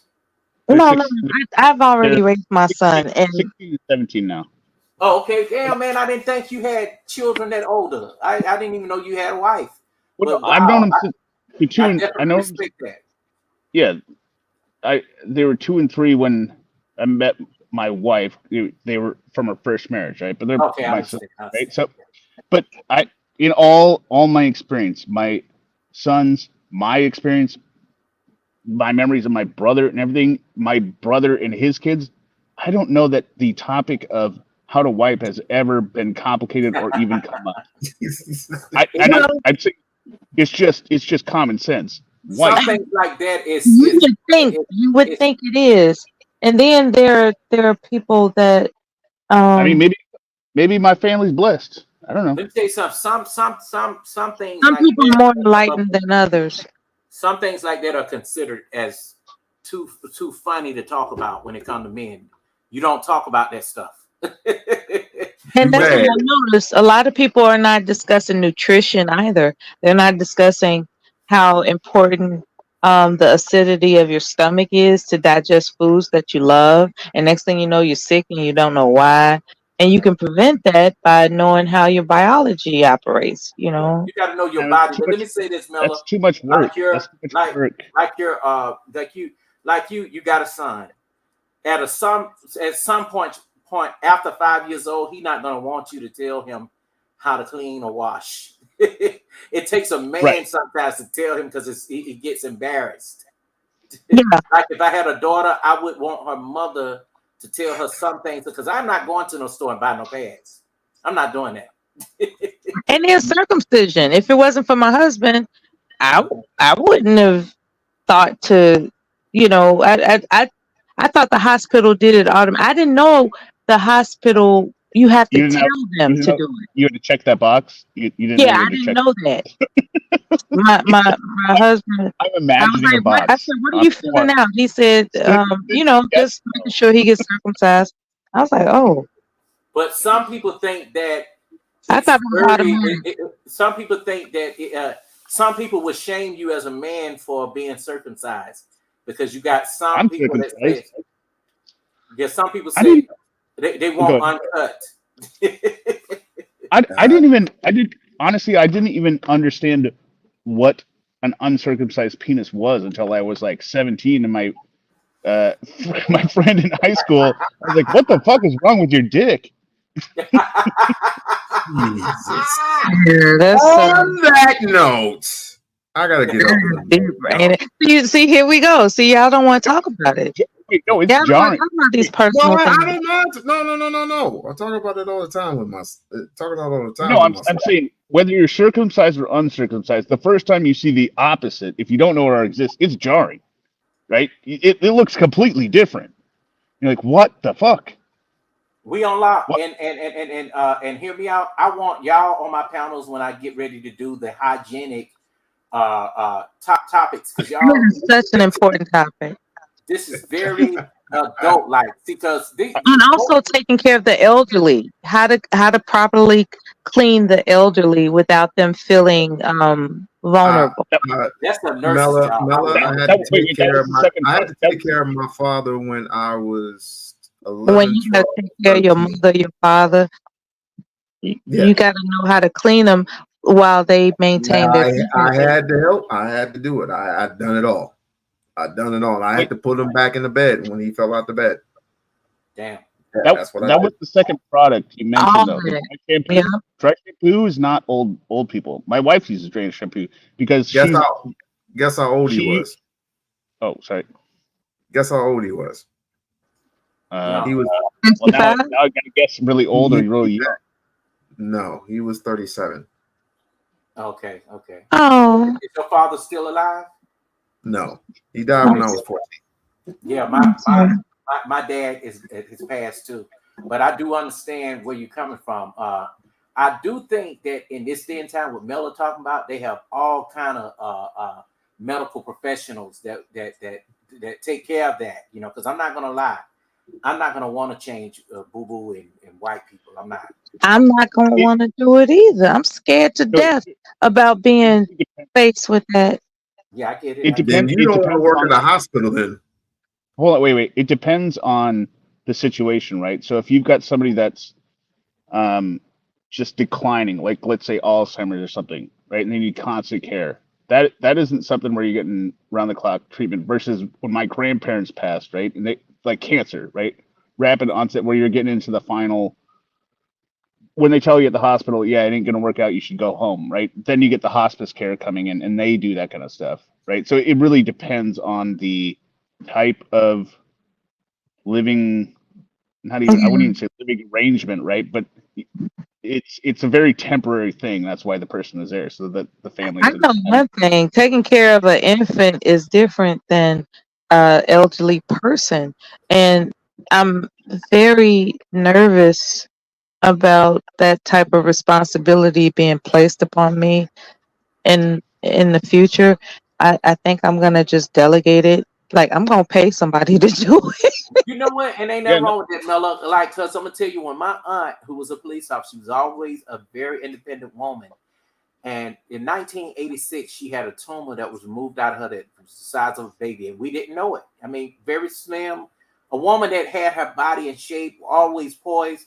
Then it came back in 2007, and she died. So she lived a long life, but she had a hysterectomy. But for some reason, the tumor came back, and when she caught it, it was a little bit too late, and she started to get radiation and all that, and it burnt her private parts and all of that. So it was painful yep. to wash and all that kind of stuff. And we saw her all the way down to the hospice situation, and it was just so painful. Yeah, when it's when they're getting the burns on the skin, that's when they're like doing like the they're giving it the max amount they can do it, because they're like, this is it. If we don't, I have this morbid thought. Same thing with my cousin. He had a brain tumor, right? And oh no, it was when we were the same age. Me and my brother. Well, it was me. I was, let's say I was like 8th grade. My brother was 7th grade, and my cousin was 6th grade, right? So we grew up all summers together, right? But he got a brain tumor because his eyes started swelling out. We hung out. It was a great summer, and it went to remission. But then he came back when he was a senior. But the experience was so much different, right? Because the second time it came back, like, he was totally normal the first time. He was going for treatment, and then he would come back and he's got like burns on his face because they're just trying to scorch that thing, like, because they're like, we got to get rid of this thing. It loses his eye, and yeah, anytime there's burns on somebody's face with radiation, or not their face, any spot, it's not good. Just is he still alive? No, he passed. Like, within a couple months. He died when he was 19. I was wondering if somebody was suffering to that degree, would they rather give up and just say, hey, help me exit the earth? No, just like, stop fucking around, like, stop fucking helping me. There's no help. Just go ahead and make a concoction that's gonna take me the fuck out of here, because I prefer quality of life, and if there's no more quality, what am I suffering for? Just take me out. Let me tell you something. I saw my brother female dog, die from cancer. She was a mini pin, died from cancer. I saw her eyes turn red, completely bloodshot red, and she turned into skeleton. I'm gonna tell you something. To see somebody, and he just would not go ahead and put her to sleep, and that poor baby was in pain, and he was hurting because he didn't want to. He didn't want to do it, you know what I'm saying? But I wouldn't. It's absolutely terrible. Yeah, it is. Because you feel like you're giving up on them. What was that? It is, but you don't want the dog to suffer anymore. You do what you gotta do. They're suffering. No, I had to do it in April, but it didn't make it any better. It would be doing me a favor. It's like, look, don't. As a matter of fact, I think I might be writing that as a note to be somewhere. Like, look, in the event I'm not responding as myself, it's time for me to get the fuck out of here, and I would appreciate it if you help me do it. Because I don't play that. Like, if I get a headache, I'm disturbed. If my arm hurts, I'm disturbed. I don't like pain, and people that go through chemotherapy and radiation and all this other kind of stuff just to find out, like 3 months later they're deteriorating and getting worse. It's like, play the odds. But that's called life. That's called life. You can elect that option. Life to the best way that you can. That's the only thing you can do. Is it legal to assist death? Is that legal? No, they have certain states that will let you do that, but in some states you can't. It depends on where you are. They're not going to kill. They're not going to help you die. What's going to happen is the difference between, a schedule that is designed to give you to aggressively attack it up until the end, right? There's that schedule where they're pumping you with, and I'm just. Use cancer for example, right? Prolonged suffering is some bullshit. No, they're pumping you full of chemotherapy and pain medication to mitigate the side effects, right? And then you can say, on the other hand, like, I don't want any more treatment, right? You will decline much faster, and they will still give you the pain medication for your suffering, right? But you'll be gone in a week. But they're not going to inject you with poison, right? They're just going to let you die, and then you sign a DNR. Like that movie $1 Million Baby. I don't know if you all have seen it. You mean the song? No, not the song. It's a movie with Clint Eastwood. It's a award-winning movie. Clint Eastwood starred in it with this woman who's teaching how to box. Yeah, it was And very. she had an accident in the It ring, was very. and she became, a paraplegic or whatever. Like she couldn't do nothing. And she got to the point where she was like, I done won my Well, flowers in life. I done got my people were yelling my name. Like I got everything I could get out of life. I don't want to live like this. Please help me die. And he yeah, was like, but no, don't ask me to do that. But so then what she turned around and did was she tried to bite her own tongue, out of her mouth. So they had to sedate her and stuff. And he went to her, he was like, damn, she trying to kill herself, even though she can't move nothing. And he eventually, She snuck into her room and he explained to her what he was gonna do, the dose of whatever he was giving her to make her go to sleep and not wake up, right? And that's what he did. And there are people in this world that just don't want to suffer, man. They wait, just wait, don't. wait, Let me say this: wait, if wait, you wait, live wait, past wait, 80, you can say that you had a good life. wait, wait, yeah. wait, wait, wait, wait, wait. This will probably be a hot I take, had a good but life. but It's over. Help me out. hold on. The problem with that movie is while that is a great Hollywood story of like, I had all the lights all around me and I don't want to do anything. The problem with that movie was there are people that get paralyzed every single day, right? Yeah. They see something like that and they go, yeah, my life isn't, or like they're already down, right? Like, yeah, my life isn't fucking worth living. This came from an article from somebody who was paralyzed when they were in college, and by then they were. I don't know if you know Charles Krauthammer, who he's dead now, but he used to be a very good columnist, right? And he said, if I had been told that because or if I'd been shown something like, yeah, you had this life, you thought about where you're walking around, and now you're not going to wait. It's pretty much done, right? I would have probably given up. But the important thing is when you tell people that go through it now with paraplegic, there are 100 different technology, or there's advancements every day where you have. Just look at Stephen Hawking, right, where you can live a normal life of interacting with other people and doing something different, right? So it was kind of disingenuous to be focusing for the story. It made sense because that's all she wanted to Cut do. the But legs at the off, same time, brother. yeah, no, I know, but that's like the most Oh extreme my because that doesn't God. happen to Yes. every. That doesn't Like wait. that's That the doesn't point. happen to every paraplegic. That's the whole point. Like, Hey, Interesting. y'all, look, I enjoyed this. I'm gonna have to get off. This was great. Mel, it was good seeing you. And here we are. I'm Really. glad I got to know you just a Yeah, little bit I better. really, really One of the best appreciate lives all I've of ever it. had. Thank you. Thank you. Thank you, people. Yeah. Thank looking you. forward to the next time we talk together. And I Okay, think All right. that great. And I don't know if you subscribe to my channel already, Mela, and hear me out. But if y'all are, Wait, know that put, y'all are welcome on the panel when I do start put live. what's the your link in there real quick so I could get with it. put your link in the chats because I joined. I click links and Well, click let join me all go the to time. this channel and get it then. Definitely like, share, subscribe to the channel. Like, share, subscribe to the channel. And if one day you feel like it, become a member of the We-On-Loc Nation channel because I need a member. For Please. sure. No. I'm gonna put it in the back chat. Like I Okay. said, Yeah. right Yeah. now, I'm working on doing a whole podcast showroom. I'm working on that right now. That's why I'm not going live yet. But Yeah. I'm working on eventually finishing one of my goddamn videos that I work on, but never. I mean, if you You look at should my come channel, it's for just the the most singers up random here. shit ever. put your Right? I got my. put yours. I put it in the back. I put it in the back. Okay.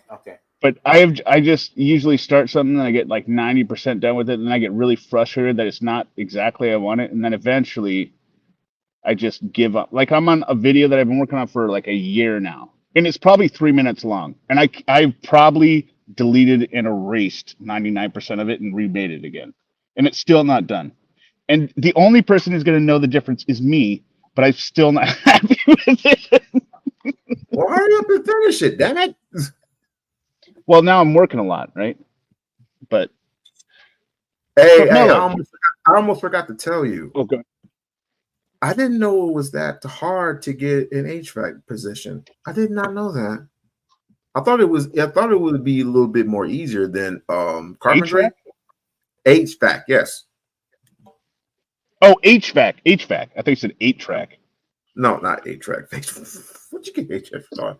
It comes up as I'm sorry to interrupt. It comes up as narratives and dialogues. Yeah, that's my channel. Okay, I'm already subscribed to you. Okay, cool. That's what I thought. Hey, And I just subscribed to you too, sir. Oh, Who? just Hear hear me me out. out. I just subscribed to you as well. Hey, let me tell you all how you do the little gift Sorry here to before. interrupt. No, I'm sorry. I apologize. No, but you wanted to know, Nino. So, and I'll tell you all. So it's actually very simple. So first off, you got to create your GIF, and it's got to be the little circle symbol like this, right? So I made this in DaVinci Resolve, and then made it into a GIF, like a 6-second loop, right? So what you do then is you have to go to your channel that I'm assuming when you came up here, you logged in with your Gmail account, which is connected to your YouTube account. What you do is you go to your Gmail or your Google account and you adjust your image on your Google account and you replace this picture here with this image. Now, it won't appear all the time that it is moving, but what you do is, like if you just look at your Google sign-ins, right, it's just going to be a static image, which you should make it so that, you know, the beginning of the GIF is just like how you want the static image to look, right? But what you'll notice is when you go to different pages, it'll be moving. And then if you sign into a panel with your Google account, which is your YouTube account, this will be it because it's tied to your Google It's account. a gift. Okay. I didn't know that. Okay, because I know that you can change up different images behind this wall right here on StreamYard. Yeah, no, it's not in StreamYard. So you just got to make sure you're signing in with your Gmail account, or I keep saying Gmail, Google account. So whatever YouTube channel your Google is attached to, go to your Google account and click on image and put the GIF there, line it up, use that file, and even if it's not moving, if you've done it in the right place, you will notice when you go on the panel next time, it'll start moving. Will it accept a GIF or will it? Yeah, yeah. So you go take your video file, convert it to a GIF. You all are so complicated. No, it has to be a GIF. It can't be a video. So you got to make an actual GIF of up to 6 seconds, right? And so download that file, and you'll know, because if you're at a place that it doesn't let you upload it, that's not the right place. Right? Oh, okay. Well, I'll check it out. It out definitely. And I think I'm also needing to learn how to make the whole you see the square, make the whole square a whole picture, you know, right? Like, oh yeah, I've seen those. Yeah, but a lot of the guys, they won't tell you, but you know, hey, I'm pretty smart, I could. Yeah, somebody out there knows. Oh, wait. What do you mean? Where the whole square is filled in instead of just a circle. Yeah. Well, yeah. I mean, I feel like that won't work with the GIF, so I never tried it. Yeah, like if you ever go over to Israel channel, I know what you're speaking of, because a person that was up here, that person has like the whole frame. I know what you're talking about. About. You're talking about like the whole frame is filled in. Yep. Aunt T has that, right? Like yeah. But content, by the way. Yeah. But what I think is some of them have the OBS program too. I got that, but I haven't started it yet. OBS is pretty good. That is how I would assume they were doing it. That's how I would do it. If I had to, gun to my head, reproduce this, that's how I would do it. That sounds familiar. Yeah. So Streamlabs is not the same thing as StreamYard. There's Streamlabs OBS. Okay. Which there's Streamlabs OBS and there's OBS and then there's StreamYard. Things like you can also use it for video games if you're a gamer. Also, yeah, Streamlabs OBS and OBS are programs that will take different stuff, compile it, and put out output to stack either a video or an audio image that you could put into a StreamYard. Yeah. Does that make sense? Yeah. Yeah. With that, you gotta put. How much does it cost to just hire somebody that knows this shit? Well, I know it, but I'm more on the video side of things. Yeah, like let's. You do just fine. I'm a philosopher, so like for me to sit down and study all this stuff, I'm like, yeah, right, okay. No, it's better to just do trial and error doing it. I mean, then you know how to. I guess Like, if I was interested, I'd figure it out, but I'm not interested at this time. I don't understand why people use Zoom still. I think that's Oh, pretty crazy. Zoom is the worst. Zoom is. What's the wrong worst. with Zoom? I don't know. It's What so happened here? You What's going on? amazing things with Zoom. What do you mean? I see something across the screen. Are we over beef the trip? sector. Yeah, Beef sector. beef sector 8. Represent. You just said beef sector 8. Not beef sector. I am not beef sector. Translucent. It's translucent overlay or something. Trisha, Say that again. I said, Huh? Yeah. Trish is the main. I didn't know that. I didn't know. Yeah, okay. You didn't know Trish was beef sector 8? No, I know she is, but what I'm saying, I didn't know that she was streaming this right now. That's what I thought. I didn't know. No. She's not streaming it. She gave it to me. She gave it to me, so she wanted me to represent her. So. I was about to say, okay. I was like, yeah. No, I was over right now. Yeah, because I saw you over there earlier, and something else caught me. And I was like, wait a minute, let me do this whole thing with the whole Umarian thing real quick, and so I get a pillow out of here. But y'all deterred me from that, and I appreciate it because I was about to do some cussing out.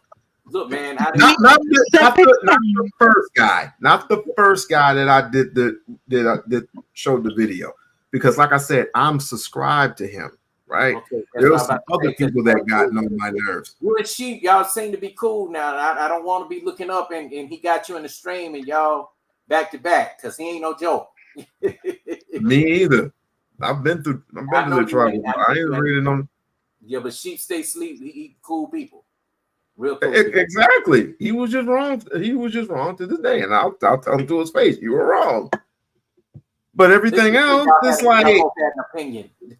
Yeah, we have his opinion. Let's just put it this way: he has an opinion. I'm gonna keep it that way. All right.